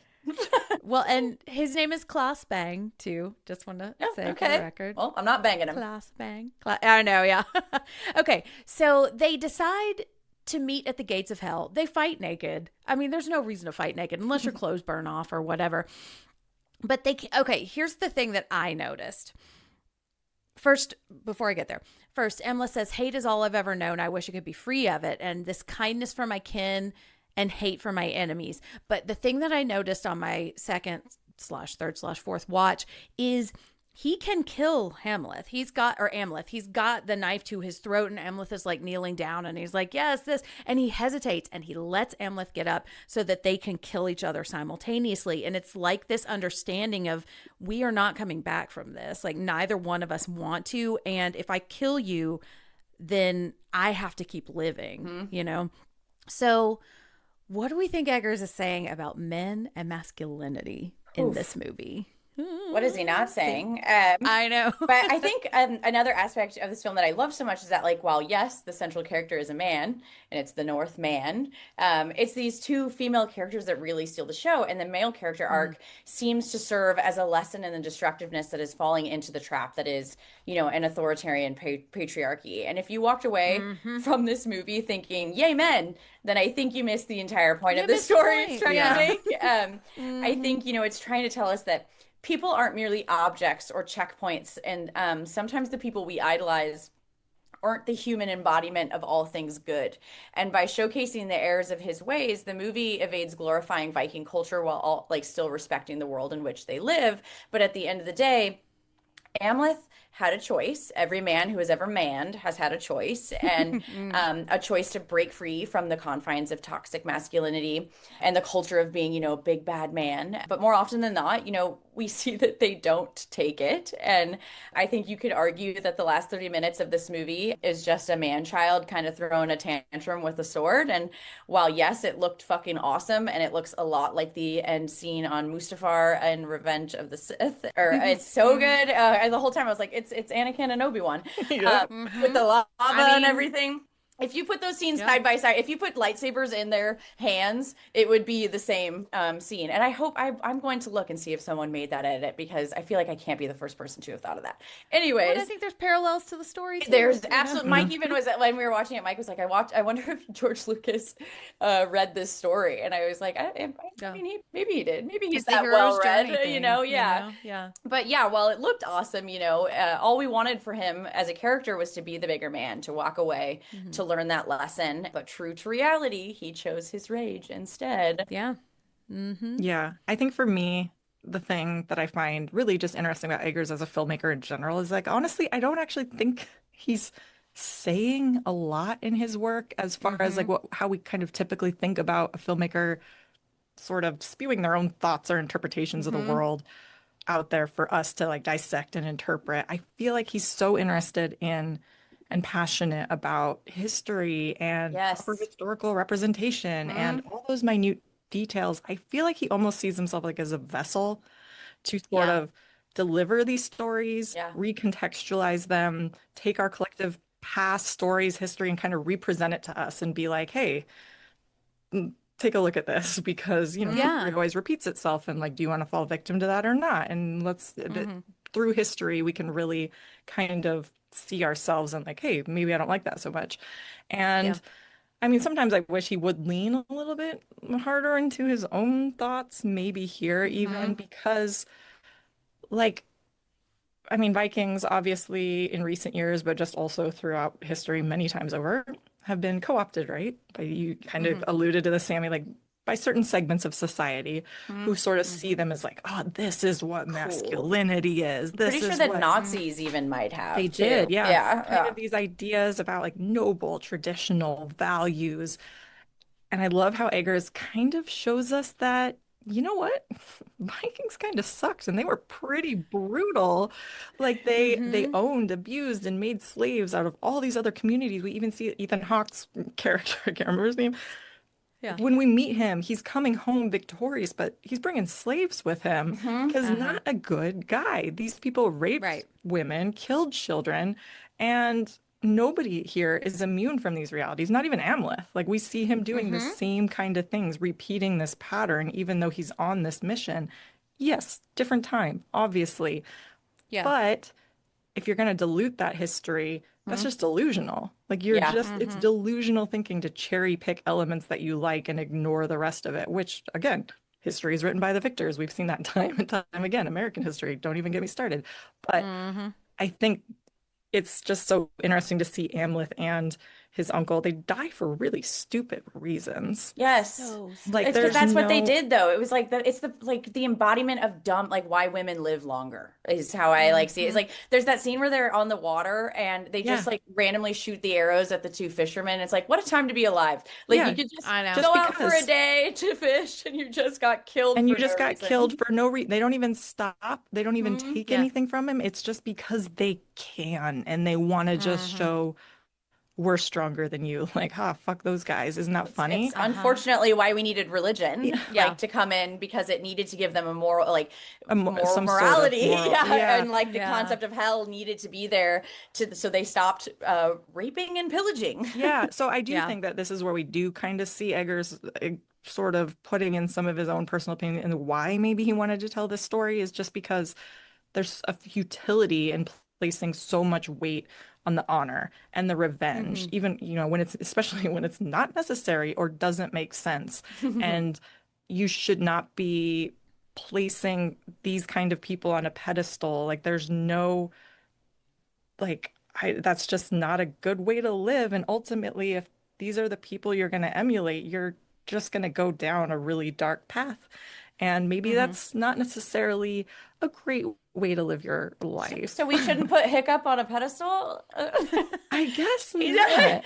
he saves the dragons. Well, that's I'm kidding. I'm different. kidding. Yeah. But that is going the other direction, right? That's Yes, showing yes. like there's other ways to like he intentionally separates from he's like the anti-Amleth, Yes, right? yes. He's He so chose to Yeah. sweet. go off with Olga instead of continuing like, nope, this Yeah. is what I need to do and this is what I'm told to do. I think there's even a character called that. Like the female character in How to Train Your Dragon, I think is called Olga or something like that. I'm gonna look it up because now it's Pretty ringing a bell. strong Viking name. Also, Astrid, but still very similar.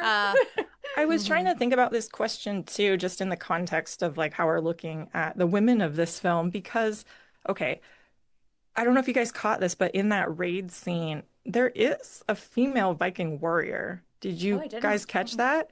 She Uh-uh. rides on a horse, Yes. but you hear her and it's clearly a woman, but that's all you see. And so it's Yeah. really quick and really easily missed. And so I was trying to think about that a little bit because I do think it's important. And apparently these women did exist. And even recently, they found like some Viking warrior graves and they've done DNA testing and they're like, oh, this isn't a dude.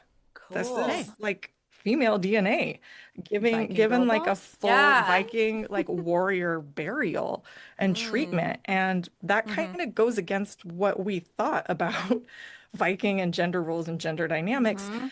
And I think that's just really fascinating. And the fact that Eggers put that in is kind of just acknowledging this idea that like They existed. they existed and but their stories and contributions have been pretty much lost to time and forgotten. And so in the same way, like the camera really quickly moves off her and is back on Amleth Ah, because that's the yeah. world we live in where we put these men on this pet. I mean, granted, especially in that scene, is I get it why the camera is drawn in those moments. My eye is drawn towards Yes. him too. Those aren't the stories we tell. Those aren't the stories that society tends to like want to put out there and celebrate. And it doesn't Yeah. mean those stories aren't there. That's just not what we're focused on. So I Yeah. don't know. I think it's just a really interesting way to look at this film. And Yeah. I mean, it's also just epic as hell, but For sure. No, Yeah. for sure.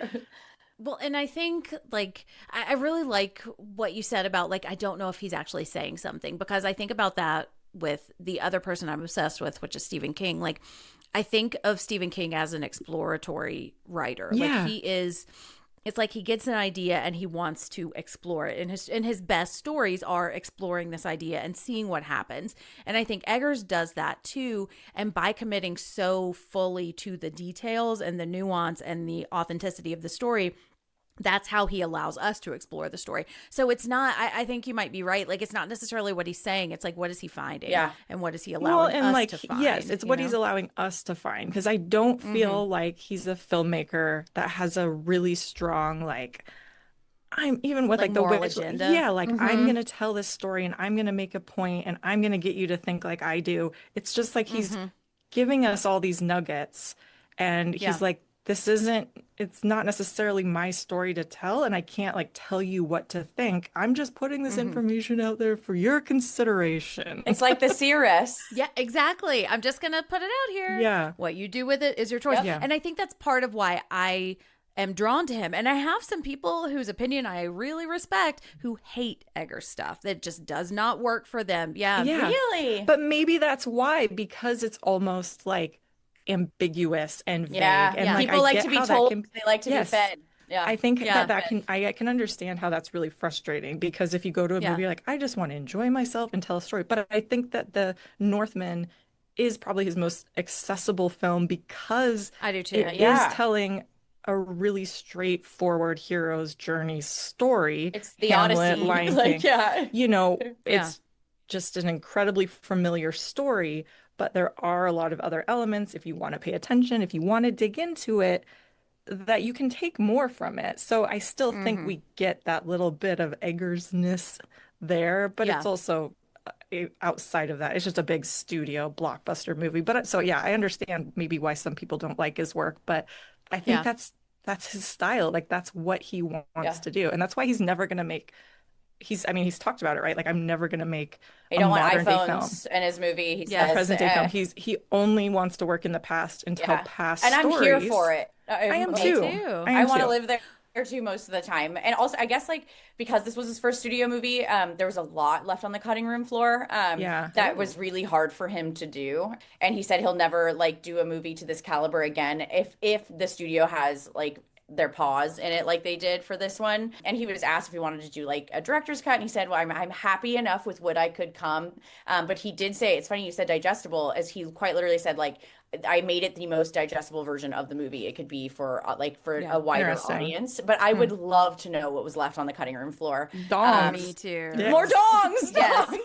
Yeah. Well, and I think after the success of Nosferatu, I think you'll probably be able to start having less. We got one studio Skarsgård dong people. in that because he's Skarsgård. That's true. We did. It was Monster Dong, Yes, but you I'll know, take it. it suffices. But I think like when I look at his body of work so far, and like one day, because I feel like he is really interested in gender and the way we treat different genders, and like not shying away from that, not putting a modern spin or a modern like feminist lens, even though I do think he does that. And I think I see that in It's subtle, Nosferatu though. Yeah. and But Nosferatu subtle. is a fictional story, right? So he's Exactly. able to do that maybe a little bit more. He's not so Right. tied to the history element of it as in regards to the narrative, anyways. Well, and I think here with Nosferatu and the Witch, and again, I don't know the Lighthouse enough to like have digested it. I've only seen it once too. I'd like to rewatch it. Yeah. No. Well, the Lighthouse is a lady, so we'll get Yeah, there. we'll get it. But I think I see there is a story about the futility and the patheticness of men failing or trying to be strong and they can't. And here I feel like he's finding a really strong statement, or I see a really strong statement about the destructive quality of masculinity because it destroys everything. Yeah. It's the you first know? thing I think of when I think of masculinity. So I think that's Exactly. telling. It's just like I think his whole life is going towards this lake of fire where he wants to die in battle. That's the only thing he really cares about, and that's what he gets. And he ends up with nothing. You know, he could have a life. He could be the dad of the Maiden King, but he fucks it all away.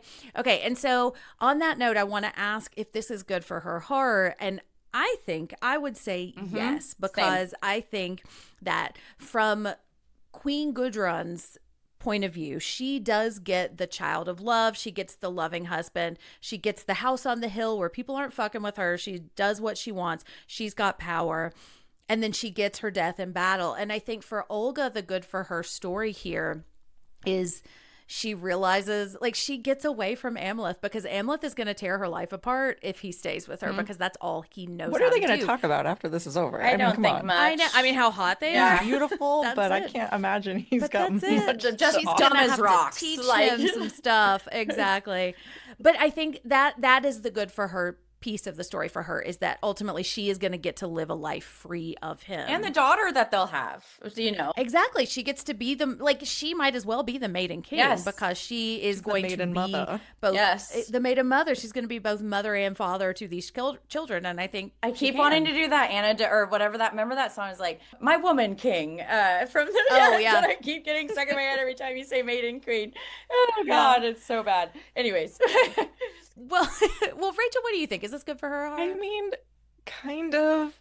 I also, like, I just feel bad that these women have to live in this True. world. It's not Yeah. good that they're living at No. this time. It's not a good for Yeah. her time. that could go for any era at this I point. do feel like it's like Right. good for you for making the best out of a bad Good for situation. you, whore. You know? So, like, it's good for them in that in that Yeah. way. The fact Yeah. that, like, this is a really shitty situation, but you did the best you could, and you did a lot better than a lot of other unfortunate people in this world. So good for you for just surviving. Yeah. And so in that way, but like, do I feel like they are how we like to say badass? I don't know. I do Yeah. think that they are very smart, that they've honed their skills and their ability to read a room and the people around them. I feel like in that way, it's good for them that they have learned how to maneuver and survive in this world. And clearly not everybody is able to do that, but they are. So good for them in that way. But I don't they've always had those skills. The woman we meet at the Yeah. beginning and the woman like that we meet at the end, they're kind of the same. Yeah. Like it's not like they evolve as far as like what they're capable of. They've always had those skills, which I think is really interesting. It's not like Yeah. we meet, like he rescues Olga and then we see her kind of come into like getting her strength from his strength, right? Like, no, the very first thing we see of her is using her manipulation and her cunningness, Yeah. even before she meets him. Like the men, like the hero's journey is like a lesson, and for men and like for women, it's like we don't really need the hero's journey because we already know We've been all here the with, secrets. Yeah, they're kind Right. of Got like it. the ninjas in the background, and he's like the brute, Chuck Norris kicking in the front door. Much to And- learn, young Padawan. Yeah. Yeah. And it reminds me of Legends of the Fall, which is another movie that we can brought cover. up last week too. But exactly. It's like Also, this some movie is beautiful not... hair in that movie. Oh my God, I know. And beautiful. Dong. Just Oh, everybody's everybody. beautiful there. But like that movie, like this movie, I feel like those movies aren't about the women, they're about the men Right. here. And the women, like in Legends of the Fall, the women here are the water that gets in the rock and breaks it apart. Yeah. Like they are the catalyst for this Absolutely. movie. And they don't really have the arc. And the men, it's like they try to have an arc, but the women break them apart and they can't regroup and find their way back together. And so they just destroy themselves. Yeah. Well, that's the thing. Like, if we had to ask, like, is this good for him horror? Like, is it like Yeah. do these men, like, do we? No, No. none of No. them. Bad. No. Make bad decisions. I think if we're to believe, that men leave nothing but destruction in their wake, I think it's fair to say that the women are always left with the burden of healing that destruction and Yeah, picking up restoring the pieces. balance. Yes. And, that's always going to be good for her horror for me. And I think just as like you were saying, Jen, like it really is the female characters like Thomas and like Ellen, like the female characters in this movie that are the enduring forces of his movies. Like I really don't think of the men when I think of his movies, except for The Lighthouse, because it's too like, I mean, it is two central male characters. I don't like the only woman you meet is the siren. But I was like, I don't really even think of like, Nicholas Hoult character or whatever, Willem Dafoe, Iron Toe Johnson and Nosferatu. But I'm like, I'm really thinking of Ellen the entire time. Like that's what Exactly. I think of. It's her story. Her story, and so that's why I do find it so hilarious that this movie has man in the title, and yet I don't really think of the men in this story. I mean, I think of think them. about I just them, think but- less of them. Yeah, I Well, don't yes. think much of them. I guess because they're just they're always consumed by vengeance or the tidal waves of fate. So, but I think the persistent thread is the power of women and the authority we do have over them, which we have to kind of delicately put, but like because we have to couch we it in can't tell them cunning, where we have control over them because they won't like that, but we can we can do little tiny things to tell them. Yep. I got into a big stupid fight with some dude on Instagram today. As you Oh, do. yeah. It was I've just been in fun. my Like, fair I was share like- of them. Well, I was like, I just kept pushing him, and he just kept swirling. And I was like, you're a fucking idiot. Oh, yeah. Like, can you not see that I'm making fun of Yes. you? Yeah. No, I can't. And then I just blocked him because I was like, life's too short for you. Okay, so we're a little bit mixed on good for her, but will we die for this movie? Let's find out in our next category, Die For Me. Look at her. I would die for her. I would kill for her. Either way, what bliss. This is a section where we give our final thoughts and decide will we die for her. I am absolutely dying for the Northman. I'm dying for everyone in this movie, even that noseless guy. I just really, I really love I just love what this movie brings up and what we get to talk about with this movie. And like, it is such an essential story, and it like, so many things have sprung from it that I think we can trace a lot of our ideas of masculinity and femininity and cunning and strength back to a story like this. And I love that Eggers just gives us the story, and he doesn't try to spin it, and he doesn't try to influence us. We just get to see it. And I also love that. I just love the moments when Anya Taylor-Joy is like, "No, you're my fuckboy now, She's and so I'm not happy. done Yeah, with she gets you." what she wants. She takes what she wants. She does. It's like we love to see women dominate male fields. And I'm gonna die for the moment where she harnesses the wind. I wish that was a bit bigger More. part of the story. Yeah. More. I want more of that. And that was in the previews. I thought that was gonna be a lot of the story, but Cutting that's one room of my floor. few- Yeah, Cutting room maybe. floor. I know. Maybe. Sammy, are you going to die for the Northman? Yes, I would die for Olga, Queen, because her name is harder for me to say. So Oh, I'm yeah. just going to say Yeah. Queen. The whole Mhm. movie, I think I can say, with the utmost certainty that this will be the last time I ever not see an Eggers movie in the theaters. Yeah. All the rest of them I've Mhm. seen in the theaters, which is crazy. Like, I think it was just during COVID and it was just an odd time to go to the movies during that time. Sorry, Tom Cruise. Mhm. But I think what I value the most about this viewing experience and what I'm taking from the movie is that it really forced me to take a hard look at how desperately so many of us cling to our own individual narratives, myself included. Mhm. We spend, our lives trying to achieve these things that we think we should want or the way we think things should be. And in turn, we sort of forget to think about whether or not there might be another way, another path we could take towards a different kind of life or understanding why people do certain things that they do. And I do think that like we've lost the enjoyment of life because we focus so much on the should be, the could be, the would be. Mhm. And I think that we fail to consider that like if we alter our course and go against our societal programming, like we could be happier individuals. And so many of us die, I think, unfulfilled, desperately trying to justify our choices to ourselves, sort of unfettered in our chosen worldview, just like a certain somebody at the end of this movie, who died because he was unable to admit defeat and perhaps that he was the one, in the wrong the entire time. So I think it really just I love when a movie like can help me change something about myself that I don't love that I do, that I Mhm. know I do that and I know, there are people I love that do it too. And so I think it I'm going to try to learn from his story and so I don't, Mhm. become the same fate or so I don't have the same fate. I think it's really important that we try to open our minds to that sort of line of thinking. Mhm. Rachel, what about you? You going to die for anyone? Oh, everybody. Everybody. Are you kidding me? I am obsessed with this movie. It's just such a feat of Yeah. cinema. And I mean that just because like it's all encompassing, the way this movie Yes. sounds, the way this movie feels. Like it's just so captivating. And I love that. And I do kind of love how straightforward the story is. I realize there's a lot of people that I think had a real problem with that, but I really enjoy Mhm. it. And I like being able to rewatch it and take a little bit different, of a different thing every time I watch it and dig into it a little bit more in these characters because yeah, maybe there's not like an incredible amount of depth to them, but I feel like that's very intentional. Like you said, it's like you have to really kind of look at these people, at these characters, and like what does that say? Like what are you feeling? And that, you know what, Mhm. it's okay. You people, you can be wrong. Yeah. And Just it's, it honestly feels good like sometimes to just admit you were Yeah. wrong. yeah.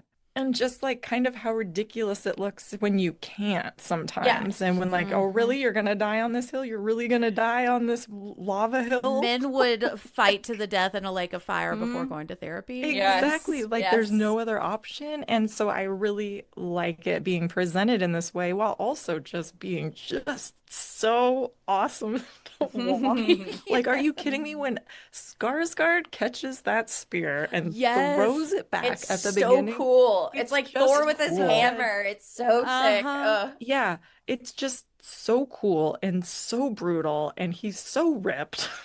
Uh-huh. And in the scene of the fire, like the lava, like his arm looks like it's like about to slide off. Like it's Oh, Yes. so gross. even It's like that a deep moment, yeah, loving. like where he's cut and you can tell he's like really in pain and he's Mm, taking a Mhm. minute and that's the moment his uncle could have killed him. that's the metal shit. Like that's the metal guitar Yeah. riff And it's like moment. he's Mhm. thinking about yielding and then he's like he has to work himself up to not. And Mhm. he has so many opportunities to just be like, you know what, I fucked up. You're right. This isn't worth it. But he doesn't. And that will Exactly. ultimately destroy you. And Yeah. yeah, so I love this movie and I really like it in just looking at all four of his films now and where he's gone Mhm. with that. I feel like it fits in perfect. And I think it's a great kind of way to give a middle finger to all those people with their just obsession with the Vikings, thinking they're the best Mhm. thing in the pinnacle of society. And if only we could go back to that. It's such kind of like a brilliant middle finger to all of that because it's like there's nobody good here.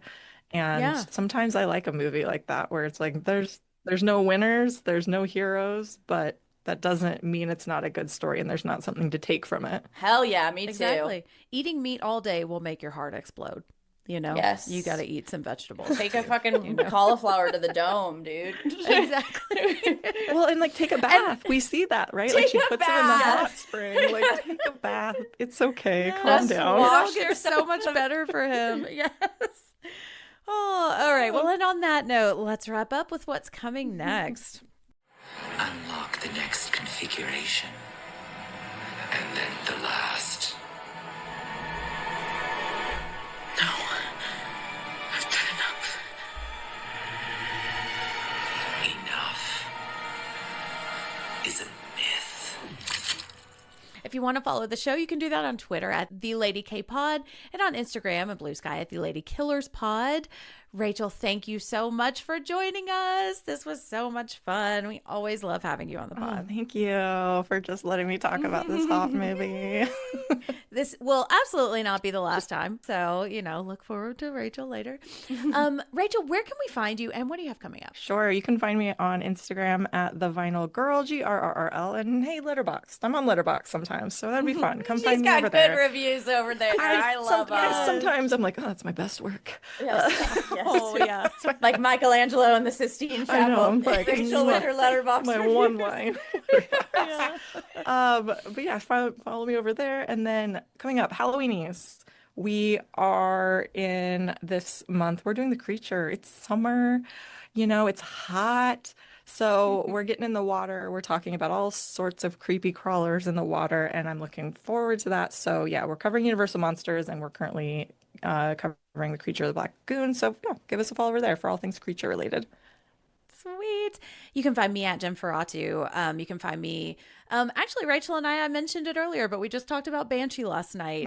So we are embarking on that, which is another hot warrior. Yeah, who ends no up- good heroes or villains. Nobody's good in there either. Exactly. There's interesting parallels to these stories, and also they are smoking hot. Any and dong? often covered in blood. Yeah, No. not Lots of yet. butts so But far. Okay, I'll take that's it. what we want from season 2. We did address the A lack lot of dong. Anthony Starr butt. Of Yes, course. which- Oh, Jen, you love this show. I've never heard of it. Absolutely. Okay. Oh, it's so I get it good. now. I it took a while for me to for Joe Lipsett has been trying to convince me to watch the show forever. You and I put one finally of your dove guys in. in it, and she's there. She's gonna Oh, and he's watch so it. hot too. I love it. But yeah, so we just talked about that. We're going to be watching all 4 seasons, and then talking about Jack Quaid, who is another dream hunk of mine. And then on the Losers Club, we mentioned it earlier. We're about to talk about Life of Chuck, and I just talked about Holly with Never Flinch, and then we're preparing to jump into Summer of Stand, which is maybe one of my favorite things ever to exist in the world because I love that book so much. I imagine you'll be on the ad hoc meeting episode. Oh, absolutely. I'm going to talk about those meeting notes. And then on Murder Made Fiction, we are doing, I think, the true crime version of Summer, like a summer beach read. We're talking about Dr. Death. Oh yeah. If y'all have seen the Dr. Death series. Is that Joshua Jackson? Is that who it Joshua is? It was a Jackson. great Yes, it podcast is. series too. I That's- fucking doing the dishes, taking the garbage. I was loving life when those were out. Ooh, yeah. Well, and I did some of that research, and I was like, "Oh, I'm going to puke." Because Oh, yeah. this is, ooh, It's terrifying. it's rough, to me. but yeah, it too. but it's super. The show has been super fun so far. So we're covering both seasons of that. So check that out. We've got full primers on both of the actual doctors, and then episode by episode coverage. Sammy, where can listeners find you? As always, you guys can find me at SRK Doll on Instagram, on Letterbox, and just like Rachel, and on Twitter. I did have I talked with a girl on Instagram on our Lady Killers account, and she'd asked me if I was going to be at Midsummer Scream. By the time this comes out, we'll be about a month out from that. It's in August, and I will be there, and I'm going to try to order some stickers and some bookmarks for the pod. So that I can have them at the bloody table. So if you are in the Long Beach area, come on over to the table and I will give you a free sticker or bookmark or both. And, a chat. But I will probably plug that again as we get closer. But I just wanted to give the heads up there. Yay! Oh, that'll be so much fun. And that's it for our episode on the Northman. Thank you so much to my esteemed panel and listeners. Thank you so much for joining us. We will see you at the gates of hell. If you liked this episode, please give us a quick rate and review on Apple Podcasts. I say it all the time, but it really does help people find the pod. And it makes us feel so fucking good. And it makes us It feel feels good. so Exactly. good. Yes. Yes. We are going to be back next week, and we're kind of hitting a big one. We are going to be talking about the original I Spit on Your Grave. Oof. Yay. I know. Yeah, it's going to be fun I've times. seen the remake, but this will be a first time watch for the original. Ooh. So, wish me luck, fingers guys. crossed. It's been a long time Yeah. since I've watched it, but it's got a Jennifer, so how can we be wrong, you know? But until then, remember, ladies and ladies, support women's rights, support women's wrongs, and Heed the secrets of women.